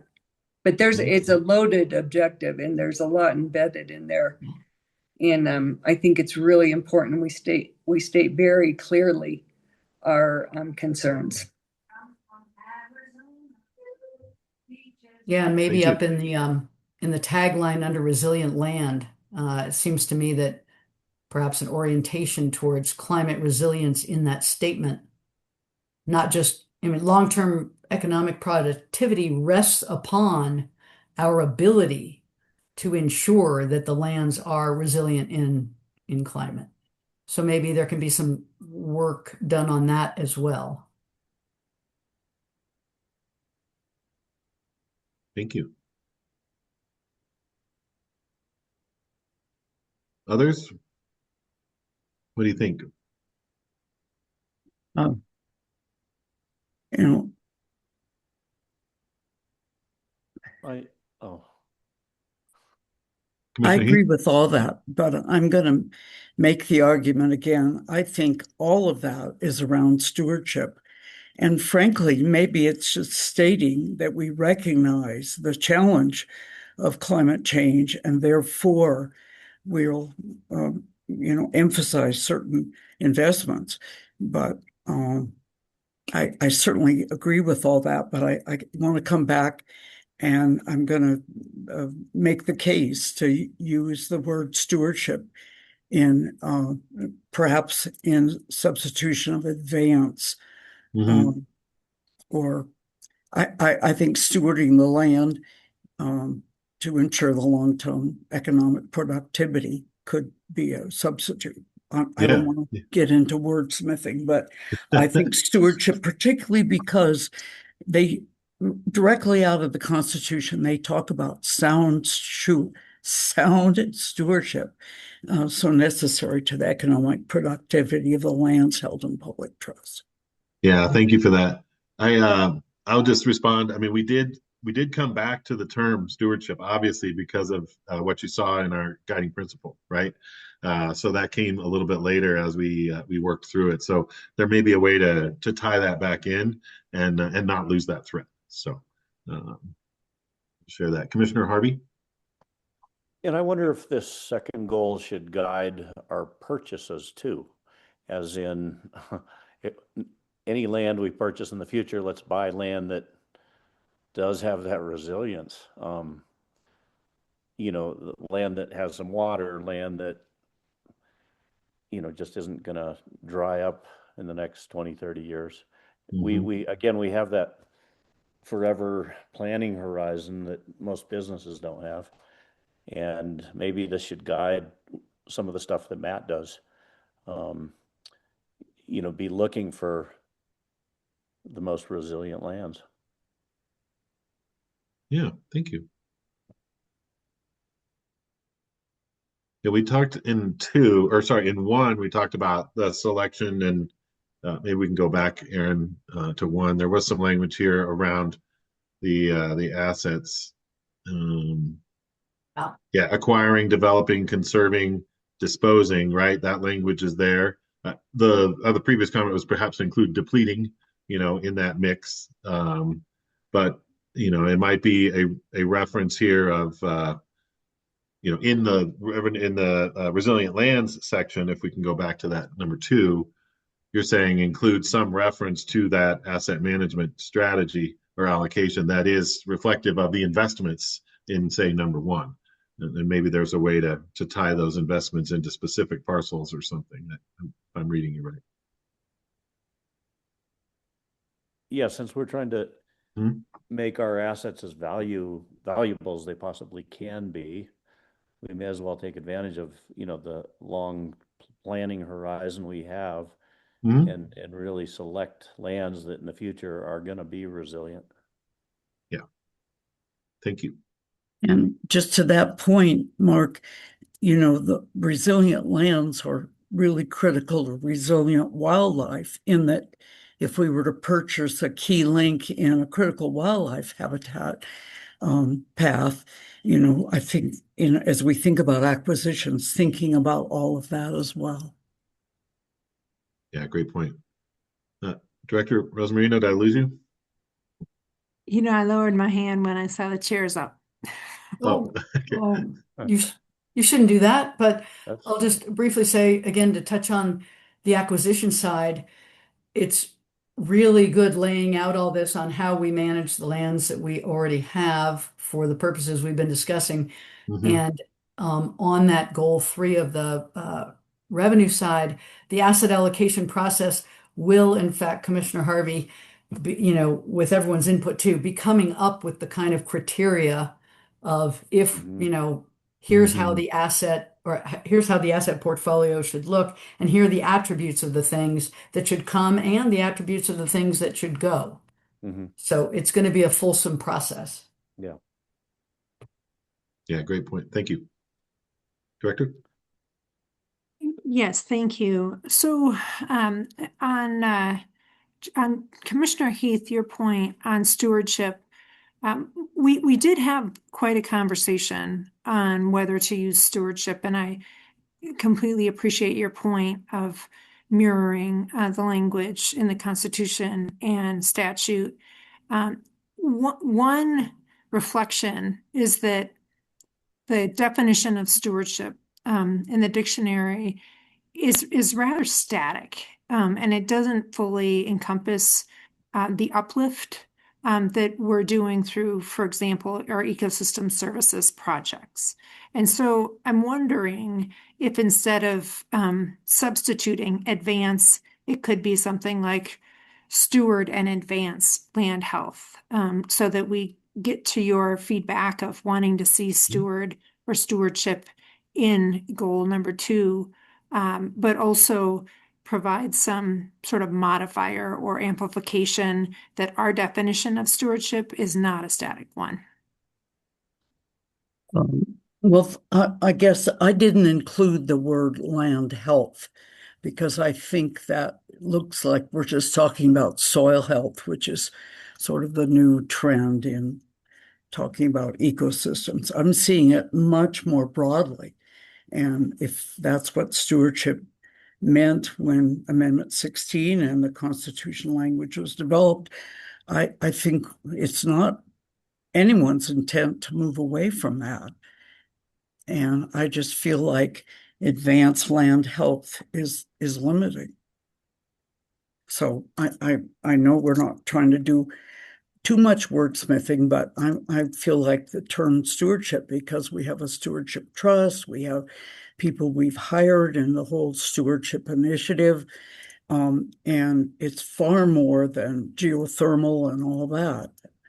Yes, I agree with you, Commissioner Heath. And so we'll take that back. And I hear you that you want to hear the word steward. You want to hear reference to beauty, open space, wildlife, and natural values that's in the Constitution. And we'll take another shot at this. One of my intention was also to ask about providing some more amplification of steward, of the verb steward, to really connote that we're trying to uplift the values, not Yeah. simply manage the status Well, quo. if we even use those 2 sentences directly out of the Constitution that say that the economic productivity of all lands held in public trust is dependent on sound stewardship, including protecting and enhancing the beauty, natural values, open space, and wildlife habitat for this and future generations, by making some adaptation of that, I think says it. And it goes back to the whole question about the economics of a land. Yeah. So And- I don't think we can wordsmith here, but those Yeah. are the concepts I really hope we will pursue. Yeah, and that protect and enhance really, I think would also accomplish what I was getting at. So thank you. We will rework and bring Thank back. you. I heard that too. Commissioner Pribble? Thank you. So I guess this is wordsmithing, or maybe just asking for an explanation. By the way, I do appreciate the thoughtfulness that Josie and Mark have led in this discussion here. Back to under the objectives, number 1, advanced land management approaches. Again, I don't know, strategies, tactics. I don't know. I'm not sure what an approach is. If it's Um, so that's just confusing to me. What is an approach? I think it's a corollary to a strategy, right? A plan, Yeah, that kind of thing. I assume that's what you mean to convey. I'm just saying it may not be, it sounds a little bit bureaucratic or trying to be cute rather than direct. Yeah. So I that's just hear offer advanced that. land management strategies would be direct. Yeah. I Yeah. think, I mean, people understand a strategy. Yeah. When you use approach as a noun, you think of landing an airplane or, um, walking in a door or something like that. And then the other one that was confusing to me is um, number 5, the last sentence. Adapt management in response to this tracking. What does that mean? Yeah, we were talking about monitoring and quantifying the progress towards land management goals so that, we are actually measuring things. This is important. And as we learn things, the concept here is that we would respond to those lessons. So we would Right. adapt the actual management Eh, strategies, I guess, to use your word, in response to what we learned. And I think that we wanted to show that we weren't just going to measure for measurement's sake, that we were measuring Right. to learn I and, just and adapt. make it just a slightly more simple declarative sentence. It is all I would suggest, so that there's not any confusion about it. That's all I Yeah, have. we could say monitor and adapt land Yeah. management goals, that kind of Right. thing to prove the point. Right. There's I there's follow. obviously a concept in land management called a quote unquote adaptive management, which Right. is, what that is. It's just, okay, if something isn't working today, try something different tomorrow. That's what adaptive management is. Yeah. So anyway, that's all I have. Yeah, good feedback. Thank you.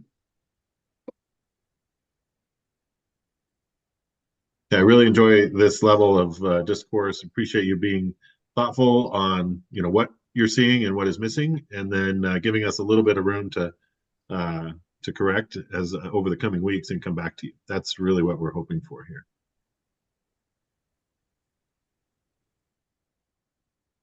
Any other thoughts on resilient land? We've had a good go round here. I really like this, but I don't want to rush us off to the next one. If there's something else.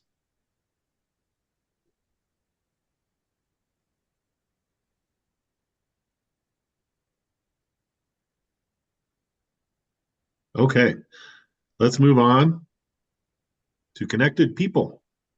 So we had a good conversation, as I mentioned at the top, around how do we articulate this? That the power and the value of the land board itself comes down to staff and the networks and connections to others, right? To big diverse networks that can handle all the different types of situations and knowledge and challenges across the system. So we came down to connected people, and the sort of the tagline here is ensure long-term organizational excellence by empowering staff and building diverse networks. So it's not just us; it's everyone we work with, all the partners in the field, and our lessees and others who are contributing and can contribute, perhaps more, to meeting our strategic objectives. And we outline the 5 here that are we feel most important. Number 1, invest in the people, systems, and tools needed to manage trust assets effectively.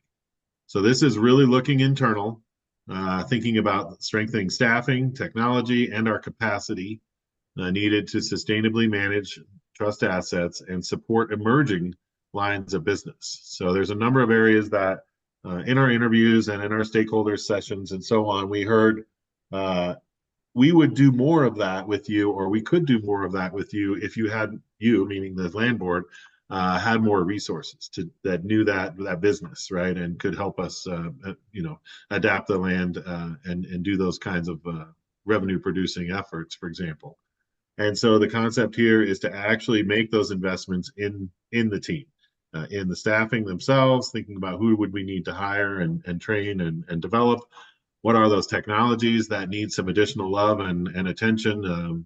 Atlas has been mentioned as a potential one, but there are others around mapping that we heard that people could benefit from in terms of having more real-time and more interoperable technologies, and operational capacity in terms of, what are we able to do with the resources we have, and where do we deploy those in certain areas to actually sustainably manage those assets. And so that may require some additional investments and so on to make the lines of business actually work. And the second big one here was foster a culture of collaboration, innovation, and continuous improvement. This is a carryover in some ways to what we had before. The talk about lean process improvement, the talk around exploring new lines of business and being innovative, and ingenuity and other concepts that came up at the top of the line. And here we're thinking about how do we actually empower staff to do that, to contribute ideas, solve problems, and adapt to new challenges, and sharing the rationale for those decisions and directions. One thing that we did hear happen sometimes, that staff had some feedback around this, both in our focus groups and in some of the follow-up, is that there are times when decisions are made either at the board or leadership level where it's not always clear, really why this is happening, and why that direction has been taken. So our focus here and our intent here is to ensure that as we bring staff forward and we're making some of those investments in number one, and we're trying to build that culture of collaboration and continuous improvement, that part of that is actually giving people the chance to solve those problems. And if that recommendations are not met, or if they are even, really articulating that more clearly. So that's an ask, and we're trying to reflect that here in number two. Number three, we're highlighting here the need to build trust, alignment, and coordination across, and I think we could say all our networks, but certainly our networks. We start to list them here: build productive relationships and increase engagement with beneficiaries, policymakers, customers, agencies, communities, the private sector, and non-governmental partners. At one point, we did not list all of these, and it became too vague to have, I think, a punch. And then we came back and started naming some, and we felt like we need to name them all. And one of the highlights, I think, of your business and your work is that you are not accountable to just one or two organizations. You do not have stakeholders, in very, a simple monolithic set of stakeholders. In fact, quite the opposite. Many of your stakeholders have competing interests and differing views on what we should be doing with state trust lands and so on. So we thought this would be the moment to think about how do we articulate the challenge that having so many in your network creates, and the opportunity, because actually, when we did a number of the interviews, if there was one recurring theme, it was sort of like, well, we would love to have an opportunity to meet with you all and share both their interests and their concerns from wherever they were coming from. Maybe it's another state agency, or a local government, or a certain line of business or an industry, and they would want to hear what your concerns are and areas where they may be able to help. And so when we talk here about building trust, alignment, and coordination, what we're really saying is set up recurring forums and opportunities to meet with and discuss the strategic plan with all of those that see an interest in the public lands that we steward here. So trying to outline that, and we list the full set of those that you engage with. Commissioner Pribble. Yeah, quick question. What's the worst thing anybody said about the agency? Or what are the critics, if there are any out there? Maybe they all love the agency, but I appreciate the question. I tend to doubt. I'd like to know what's the worst, what's across the generalizations. Yeah, I think it's a spectrum. I don't know if I could highlight the worst, but I think the concerns are, sometimes there's a sense of neglect, right? That you do things that don't benefit them, right? So wherever they sit or where they stand, their opinion, is reflective of, well, it didn't serve their particular interests, right? So there are some who feel that you haven't done enough, I think, to advance their interest or their strategy, and they see in public lands an opportunity for you to do so. And so there's some disappointment, across the board in various areas that that in some cases compete with each other, right? I mean, leave the land alone and do more with the land, sell the land. You can't do all three. And so I think the challenge of a board like yours is to evaluate those opportunities, and we are articulating that, I think, in particularly in goal number one, to evaluate those decisions of how to acquire, dispose, or deplete resources, and so on. So I think you're actually tuned into a lot of that challenge out there in terms of the competing calls for you to pursue one strategy or the other. I actually would say that, I mean, really not 100%, but the vast majority were really impressed with the team and how you operate as individuals, right? And the service that they're getting and the support that they're getting. We did not hear, long, difficult calls for massive change in terms of individual staff or some of those types of things. Certainly, people want more efficient processes and want things to happen faster, and that might not surprise you, but I think that would be a fair sort of mix of responses that we heard, and maybe not a big surprise, but certainly, that you have some critics, but you also have a number of those who would like to partner with you, for example, in number 3. I guess additionally, in fairness to everyone with the agency historically, I should also ask, what's the best thing that folks had to say about the agency? Which you partly addressed. They are really, I think people are impressed with your team, the individuals in the field and in the offices. We got a lot of compliments around how you operate with others, and the respect they have for your knowledge in terms of land management, and the network that you have, which we want to grow here as we're articulating. But absolutely, yeah, I think it comes down to people.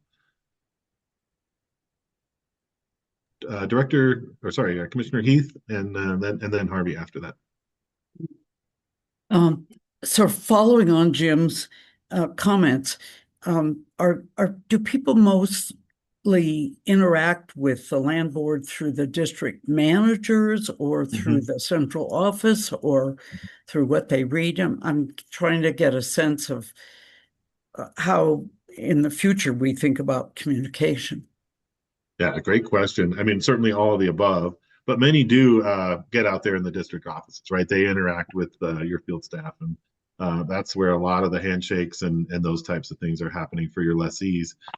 Others may be looking at it from a more of a state house view or some policy view, right? They're not necessarily out there in the field. They're probably interacting with you and in your offices and at the state house. But I think obviously a mix. You're just out there in a number of faces and forums and forums, and so I think wherever you are, you're going to encounter some who work with you and are really pleased and want to keep their relationship the way it is, and then you have a number of others who want to change that and see you do something new. And so I think the challenge is always that you can't be the same and be new. At the same time. Second part of that, which if I can just finish, yeah, please. On this goal connected to people, I would really like us to reconsider that first statement about ensure long-term organizational excellence by empowering staff and building diverse networks. I feel like we need to add, after empowering staff, lessees, partners, because what we have to do is so big and so much land that if we don't feel like we have buy-in from our lessees and our partners to all of these things, we just can't go it alone. And, that leads me to one other thing, and that is this. We don't any place in this strategic plan say the word agriculture. And, I feel like for the foreseeable future, it would be a real shame if anybody who was a lessee of ours looked at this whole strategic plan and felt like we didn't even have agriculture as a word that we were considering. So I guess this is a question that I'd like to hear from my colleagues on. Yes, I'm really interested in adding to that top partners and lessees. Yeah, partners and lessees. You had 2 points. I just want to frame up, Thank and then a reference to agriculture somewhere Thank along you. the way. Thank you. Yeah. Yeah, I had Commissioner Harvey, and then President Frobe. Yeah, I agree with Commissioner Heath completely. I was going to say something similar. And I think I would bring trust up to that subhead as well. Long-term organizational excellence by empowering staff, building trust among our partners and Yeah, thank you. first network, something maybe a little less bureaucratic, but it includes both trust and partners. And I also wonder if connected people shouldn't, instead of connected, it should be the gerund connecting. And instead of just people, we need something more specific. Maybe, again, maybe it's connecting partners or something, but people to me seems a bit vague. Yeah, thank you. We struggle with that frame going back and forth. So connecting partners, for example. Thank you. Commissioner Pribble, did I miss you? Sorry if I did. Yeah, no. So I just want to commend Josie for picking that out. That is the fact that we don't mention agriculture. If there's been any criticism, and it comes from the fringe of commentary politically in Colorado that I've heard since coming aboard, is that somehow we're disrespectful or insufficiently respectful of the ag community. I think it's an unwarranted and unfair and politically motivated attack, but nonetheless, it does exist. So kudos to Josie and for her sensitivity. Thank you, Commissioner. President Probe? Yes, thank you. A couple things. One, to address the fact that agriculture specifically wasn't stated here in the plan. And I'm not being defensive to defend the plan. This is just a personal viewpoint, but this is our plan. This is our institution, our organization. And we do serve a lot of others and connect with others, but it really is our plan about where we want to go and broadcasting how we want to go there, namely with our lessees and our partners, etc., and continuing to be a much more outward facing institution than we had been for many, many years. Having said that, we deal with a lot of different industries, from geothermal to energy or to renewables, other renewables, to oil and gas, to recreation, to agriculture.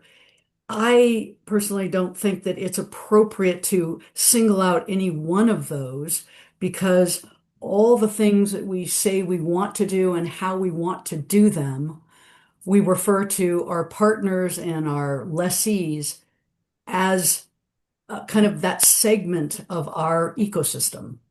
So that's sort of kind of my thought I'd like to share with my fellow commissioners. And I also, this goal number 3 is really about our staff. And as I understand the feedback, there hadn't really been as much connection, outreach, and response to staff ideas, perhaps in the past. So this is, again, more of an internal looking goal. And it's really intended to focus on how we connect, our staff to the mission, to the leadership, to commissioners, etc.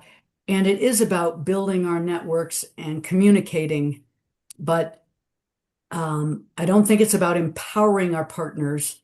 I like the idea of the trust building with all the people that we want to work with and partner with. So 2 cents from my side.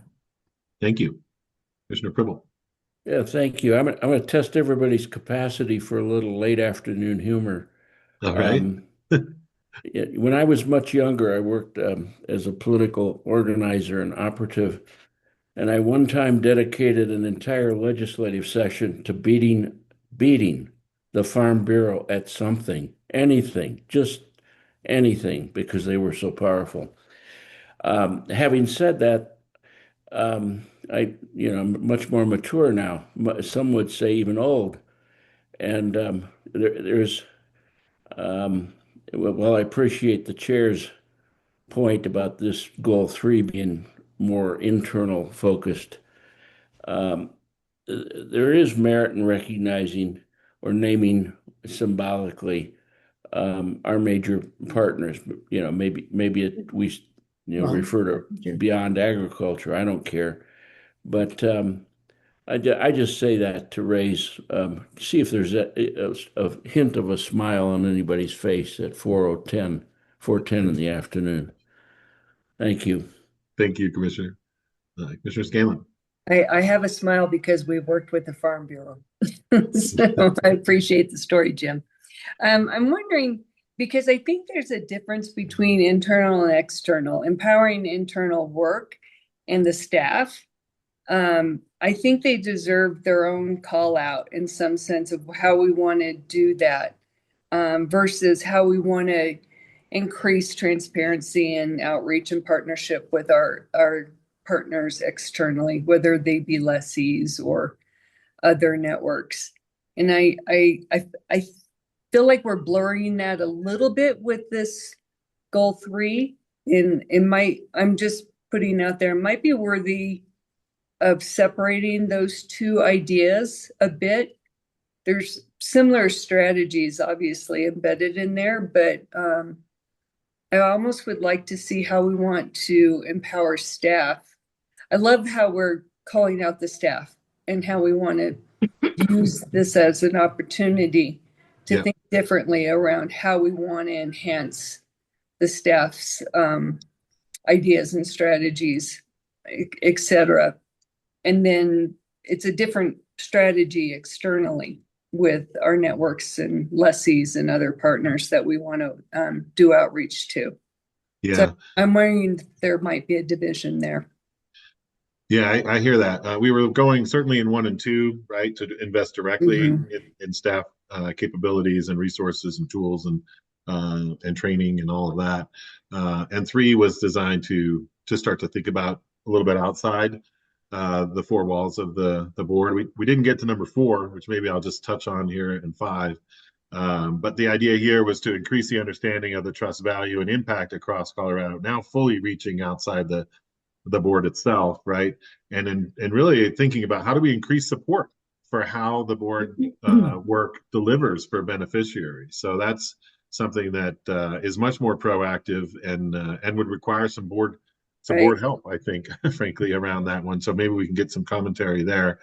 And then just one moment, Commissioner Heath, I just touch on 5 and then we can circle back. But the idea here with 5 was to make sure that as we think about everything that we're doing, some operational consistency and best practice and communications that actually support the implementation of this. So we are thinking of the governance of the plan itself, essentially in 5, and that we come back to each other at periodic points and, for example, annually, and revisit the plan a little bit and decide, is it making progress in a way that you like?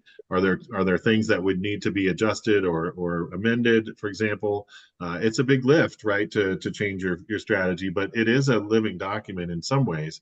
And we don't want to necessarily go 5 years with something that we know we want to change and not be able to do so. So that's what we mean by operational consistency and communication on number 5. And I'll just and Brian, I'm just going to amend my suggestion. Maybe it's just strategic embedded within goal 3. Strategic objectives, staff, strategic objectives, labeling it differently, external partners and networks, just to call out the 2 so that they're not blended into one list. Yeah, I got your point. And okay, thank you so much. Commissioner Heath. Well, by following a bit on that, but I thought about connections and people. I guess I did not see this as an internal document, Deb, with staff. First of all, we have such an expanse of land and such an important fiduciary responsibility that even if we have the best staff in the world, which we do, we can't do it without external partners. And I think an example is if a lessee learns better land management through being a lessee with us, be pretty sure he or she might also have private land that they manage, and let's hope that they take what they learn from us and they do that on their own private land, and it enhances that land as well. So I feel like when we use in this section of connecting, it may even be that Director Rose Marino has a separate document that's just for staff on all these ways this is implemented. But I really want number 3 to be not just internal, but external. Thank you. President Frobe? Yes, and Josie, I agree, and maybe I misspoke. I was really thinking about the empowerment piece here. We building partnerships, as we talk about in 3, well, really 3, and also it relates to 5 here. That is sort of a cross-cutting strategy for the whole organization. It affects the revenue side and is essential to the revenue Yeah. side. We speak about it a lot on the land side, where your example is exactly right. We absolutely have to partner with the various communities of lessees that are out there because we can't possibly do it ourselves. We're an asset manager, not an operator. So no, but necessarily, I was speaking specifically that for the staff here, this was real. It was important to most of the people I worked with on those 2 days to really convey the message to staff as to how important they are and the culture we're trying to build together, and to show that we've heard staff and we want to highlight a goal regarding their relationship with the organization. We also have these others, to Christine's point, that are helping sort of set forth the expectations for everybody in the organization to develop these networks based on trust and to demonstrate the consistent decision making that the organization and the board makes. So I don't know how to parse that, but that's kind of what I was trying to get across. Okay. So sorry if I was confusing. Commissioner Harvey? Well, I wonder if under number 2, we should get the verb invest in there, invest in staff, invest in their education. I like empower, but I think it'd be nice to have the word invest in staff, invest in their whatever their improvement, their evolve, their education, their growth, all that sort of thing. It's just a little, you could keep empower, but I think invest is a bit stronger in a sense. Mm-hmm. Yeah, thank you. I like that too. Good feedback. Director? Yeah, thanks, Brian. So there's the subhead, and then there are the strategic objectives. And I think invest is in strategic objective number 1. And I think a lot of what we're talking about with partnerships is in number 3. But what I'm hearing is in the subhead, we want, specific call out of lessees and partners. We want to talk about investing in staff versus empowering them. So just want to make sure I'm tracking the feedback. Mm-hmm. I'm hearing those. I think it's important to empower and invest in staff. And I just, from my perspective, it's really important that staff aren't blurred with our external relationships, that it's very, very clear that we are prioritizing staff in these ways. So that's why I asked maybe that they get their own call out as with their own objectives reflected in this plan. So it's so we can both go back and measure that and evaluate how we're doing. And are we really walking the talk of this plan with our staff and the team? And that's a very different evaluation than it is with our external networks and partners. And that's why I want it called out, so it's not blurred with our other goals that we're doing. And I think they deserve that. Thank you. Yeah, Commissioner Scanlon, your observation really tracks with what we heard from staff. So, thank you.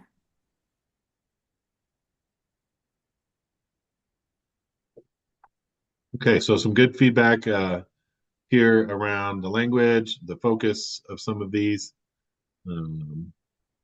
What else do we have? What's some other feedback you have for us? Commissioner Heath. I'd like to go back to the very first part where we talk about our vision, mission, tagline. Sure. And I would like to propose that after that we drop the 3 words and of other beneficiaries. I think that's like an invitation to people who are currently struggling with budget and they go, oh, good, that could be a good place for us to find some money. I just think we fund schools or public education, whatever we decide to put there, but I think we should drop and other beneficiaries. From the mission. Yep. I see it there. Reaction to that? President Frobe?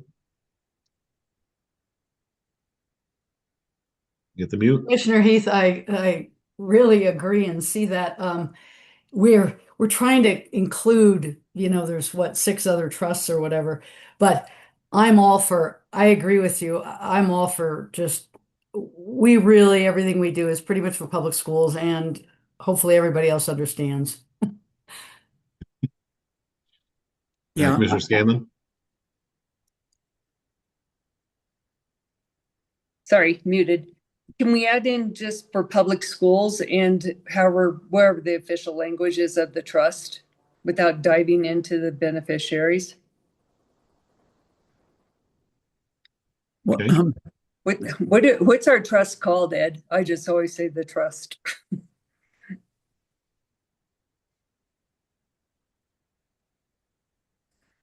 You there, Ed? Yeah, no, it's just the buttons aren't working. So what everybody's struggling with is you don't have one trust. You have 8. And so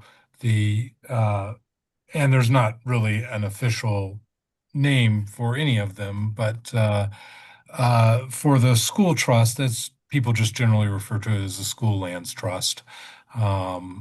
Sometimes just the school trust, but you've obviously and currently some other high profile trusts that you manage, even though they're very much smaller, are things like the Internal Improvements Trust, which CPW is a beneficiary of, the Salines Trust, which is also CPW is a designated beneficiary of. You have the Penitentiary Trust Lands, you have the Hesperus Trust. So I think what was trying to be captured here was, and Commissioner Heath's comments ring loud and clear to me about what many others may see when they see other beneficiaries. But what was trying to be captured there was those other 7 or 8 trusts that you guys don't really work with all that often, but on occasion, and that you're equally responsible for on those lands as well. I haven't chewed much with the thought of just dropping other beneficiaries and sort of as Commissioner Scanlon Yeah, said. that was a good idea. And substitute other beneficiaries as defined in the Constitution or something that narrows it. Right. Okay, and Mark, I'm sorry, I didn't mean to jump in ahead. We can chew on trying to figure out how to do that glibly and efficiently, and try to capture that. Commissioner Harvey? Well, this might border on North Korean cultishness, but those 3 goals are really nicely defined. I know we need some refinement and a bit of wordsmithing, but I wonder if we condense that into 1 page, if it should be on the beginning of every board packet, just to remind us, because it to me, even better than the mission statement and the vision, it really outlines the specifics of what we're trying to accomplish. I'm sorry, Commissioner Harvey, what are you actually referencing? You said at the very top. The three goals. The three goals. Okay. The goals that we've just been over. Yes, the new three goals. Okay, thank Yeah. you. That's really helpful. Connected people, resilient lands. Right. Yeah. I like that a ton, Mark. That's a great idea. That would be consistent with how we want you to operate in general, right? Is to have faith, be faithful, and have fidelity to this plan. Reference this plan when you're making tough decisions. You know, does this fit in the plan right now? And so that level of habitual reference is what I would recommend, certainly, and is good practice. Yeah.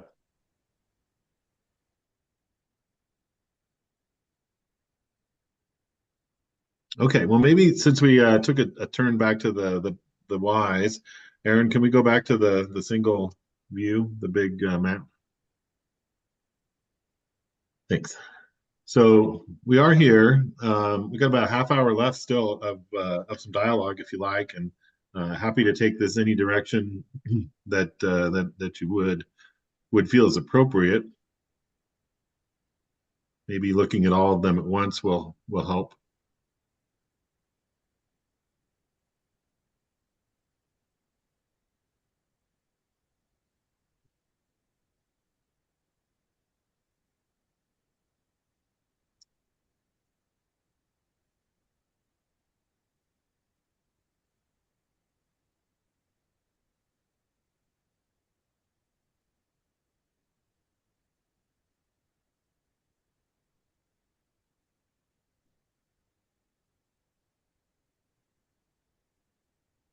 Okay. Well, let's talk about some next steps then. I think that would be appropriate for everyone here. So where do we go from here? We have a couple thoughts on that. So, oh, yeah, there it is. Thank you. So we're thinking about implementation, right? We'll make adjustments and try to come back with things that sort of resonate more clearly and incorporate the feedback that we've heard today at our next meeting. And then, at least for now, at least turn your attention to then what? So starting in July, as we think about this, well, obviously, so the strategy team will approve the plans and identify those resources that are working once we've got formal approval and ready to move forward. And we expect the strategy team to continue to champion for change as we look forward on this and help to coordinate the results of this across the agency. The leadership team has a special role here to remove some barriers and facilitate some of the needs, resources that folks are going to need. That may mean unlocking some budget in some cases. That may mean, providing additional folks or redirecting some tasks and so on. And then we anticipate a number of project teams to be spun up here that will be charged with actually delivering on those specific objectives. And some of them are consistent with what they're doing already, and they'll reframe that a little bit or refocus on some things that are going on today, and it will not be a big shock. But others, it may be over time, there are some new areas here that need to be addressed and some big challenges that require some project work. And so in those cases, we may need to get together a project plan and have folks actually managing the project on a day-to-day basis, let's say for 6 months or 9 months or a year, to realize, for example, that asset allocation strategy, some of those others.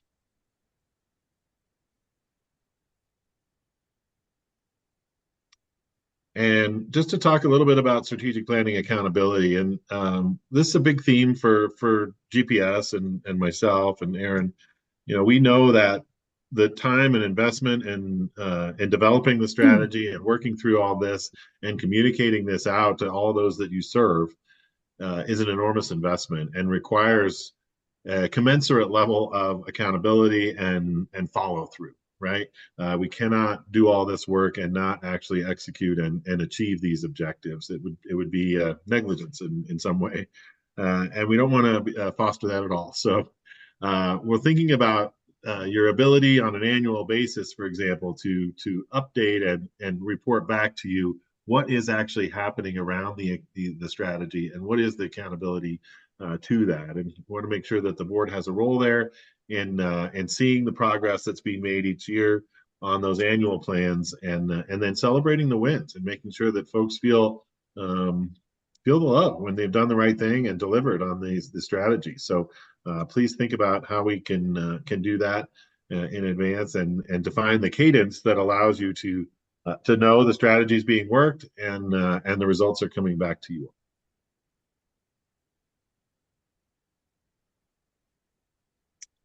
And so as far as the strategic plan rollout, so you might think about, okay, so now we have the document. It's been wordsmithed and refined, one more round here over the next month, and we get to a place of consensus.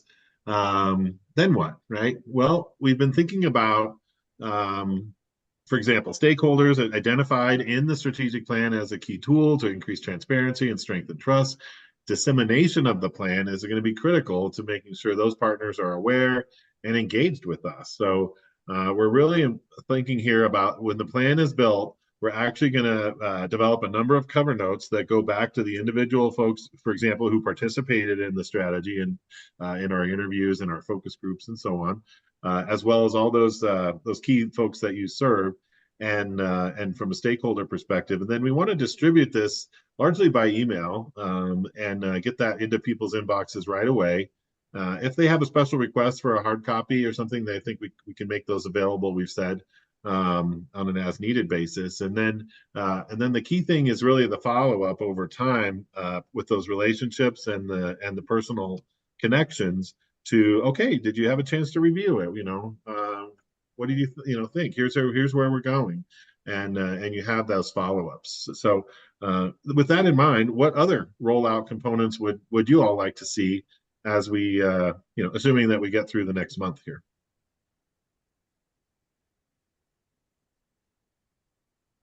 Commissioner Harvey. Yeah, Brian and Aaron, does your contractor services include follow-up beyond the release of the plan, or is that where it ends? No, we'll wrap up with you all here in late May, early June. Okay. Well, yeah. I was just gonna ask anyone, how do we make? I've been involved with a few other strategic plans before, and some just get, the flavor gets dropped as soon as the plan comes out, and so I'm just curious how the board staff plans to, actually live up to some of this stuff. More of a question. Yeah, absolutely. We've provided a lot of thoughts around that. Emily, you want to respond there? Thanks. Sure, thanks. It's a great question, Mark. So this is Emily Barbo, your Public Information Officer. Part of our strategy in thinking about how does this plan benefit us? How can we put it to work? And especially capture all of those folks in those conversations that Brian and Aaron had, who said they want to have closer relationships with us and that they have resources that we can tap into. So that is driving a lot of the distribution plan that the leadership team has been thinking about of, we're going to take these words that we've been discussing today and these goals and create a report about the process a little bit, but really about what it is we're saying our vision is for the next 5 years and how we want to do it. And then working with Director Rosmarino and President Frobe to invite follow-up conversations with those especially specific stakeholders and set meetings. And so there will be very specific touch points where we can, call people in saying, here are our values, here's what we've stated, and here's where we think there's a place for you to be involved.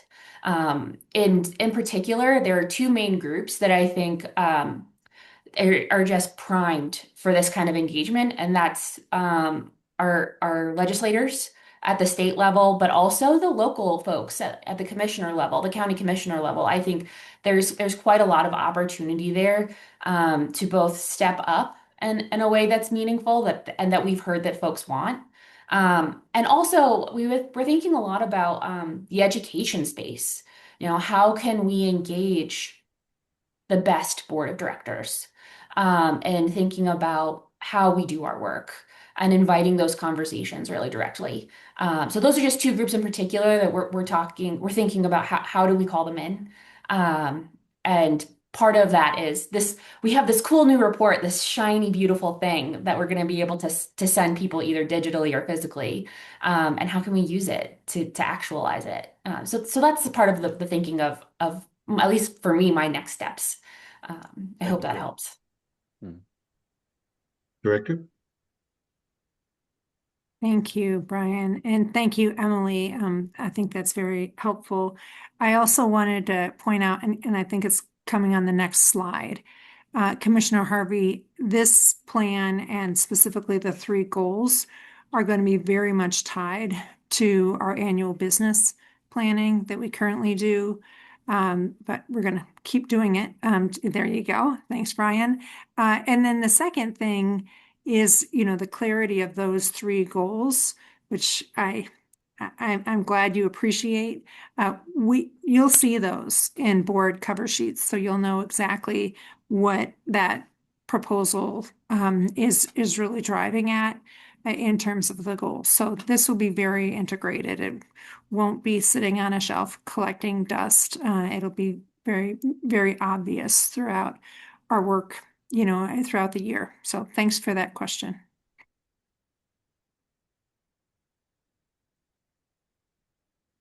President Frobe. Thank you. Actually, go to the one you were just on, Brian, if you would. That slide. Yeah, there we go. Just for the benefit of the other commissioners, because I had not really been in touch with this till the last meeting. So this is the high level objectives underneath the mission, vision, and foundational principle. And then there will be project teams built underneath each of these objectives to achieve very specific steps, very specific outcomes, I mean. So on one hand, I look at the strategic plan and the objectives, and I don't really see any numbers. And Brian has raised that in my life. If you can't measure it, it doesn't matter. But because of the nature of our work, I would suggest that we'll be looking more towards numbers and measures of the activities and the outcomes that that the organization is going to undertake underneath each of the objectives. So I think that's what these next steps are, is anchoring the work to the plan. Those are some of the project teams and the specific work and quantitative outcomes that will move the organization towards those high level goals that we've discussed today. So I don't know, Director Rosmarino, do you have anything to add to that process, or Nick? No, well said, Chair.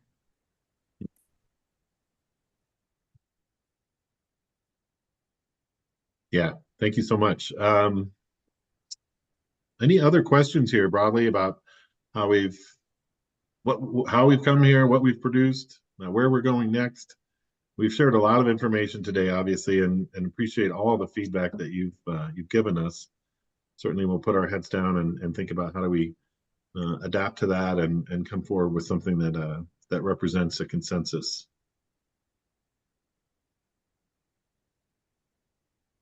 No, excellent work. Really, really good work. Appreciate everything you've done. Thank you. We've had a really good team and a lot of good folks participating. So it's been exciting.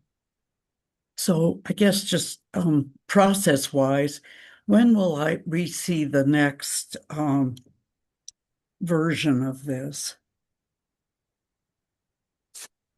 Brian, I think I can speak to that. Yes, please. And thank you, Commissioner Heath. And you were going right where I was going, which is just a reminder for the public that I'd love to thank the attendees for listening to this conversation. Hope you're as excited about the strategic direction of the State Land Board as I am.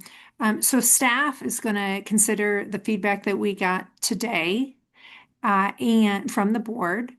And then there is that open invitation for anyone to send me comments, reflections by April 30th. And we'll weave that together, and then we'll, at the May 13th board workshop, provide you with any revisions and a description of the feedback on which it's based, in addition to the board's feedback. And then we will provide this for your consideration for approval at the May 14th business meeting. So you will get that board packet. Let's see, that would be by the May 6th.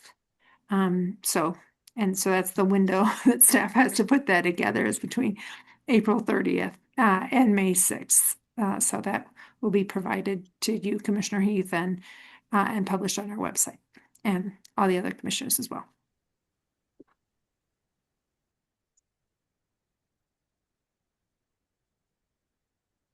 Yeah, excellent. Any other questions about where we go next or what to expect?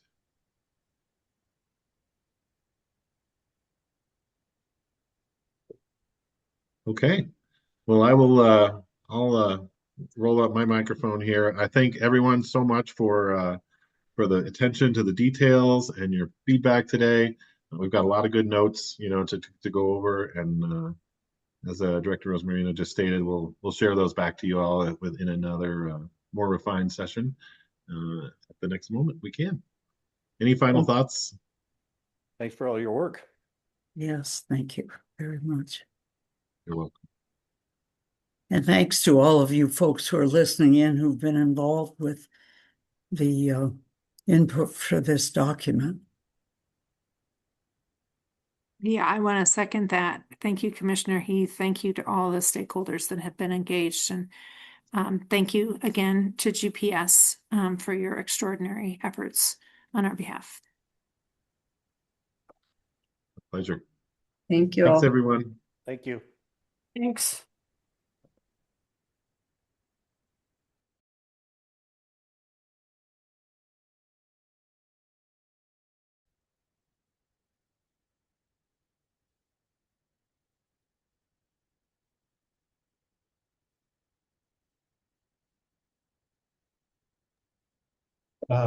Folks, I think that's what we had for the agenda today. So I'm going to go ahead and end the webinar, but glad you could join us. If you have any follow-up questions, feel free to connect with Director Rosmarino at the email we provided, or reach out to anybody you know on staff.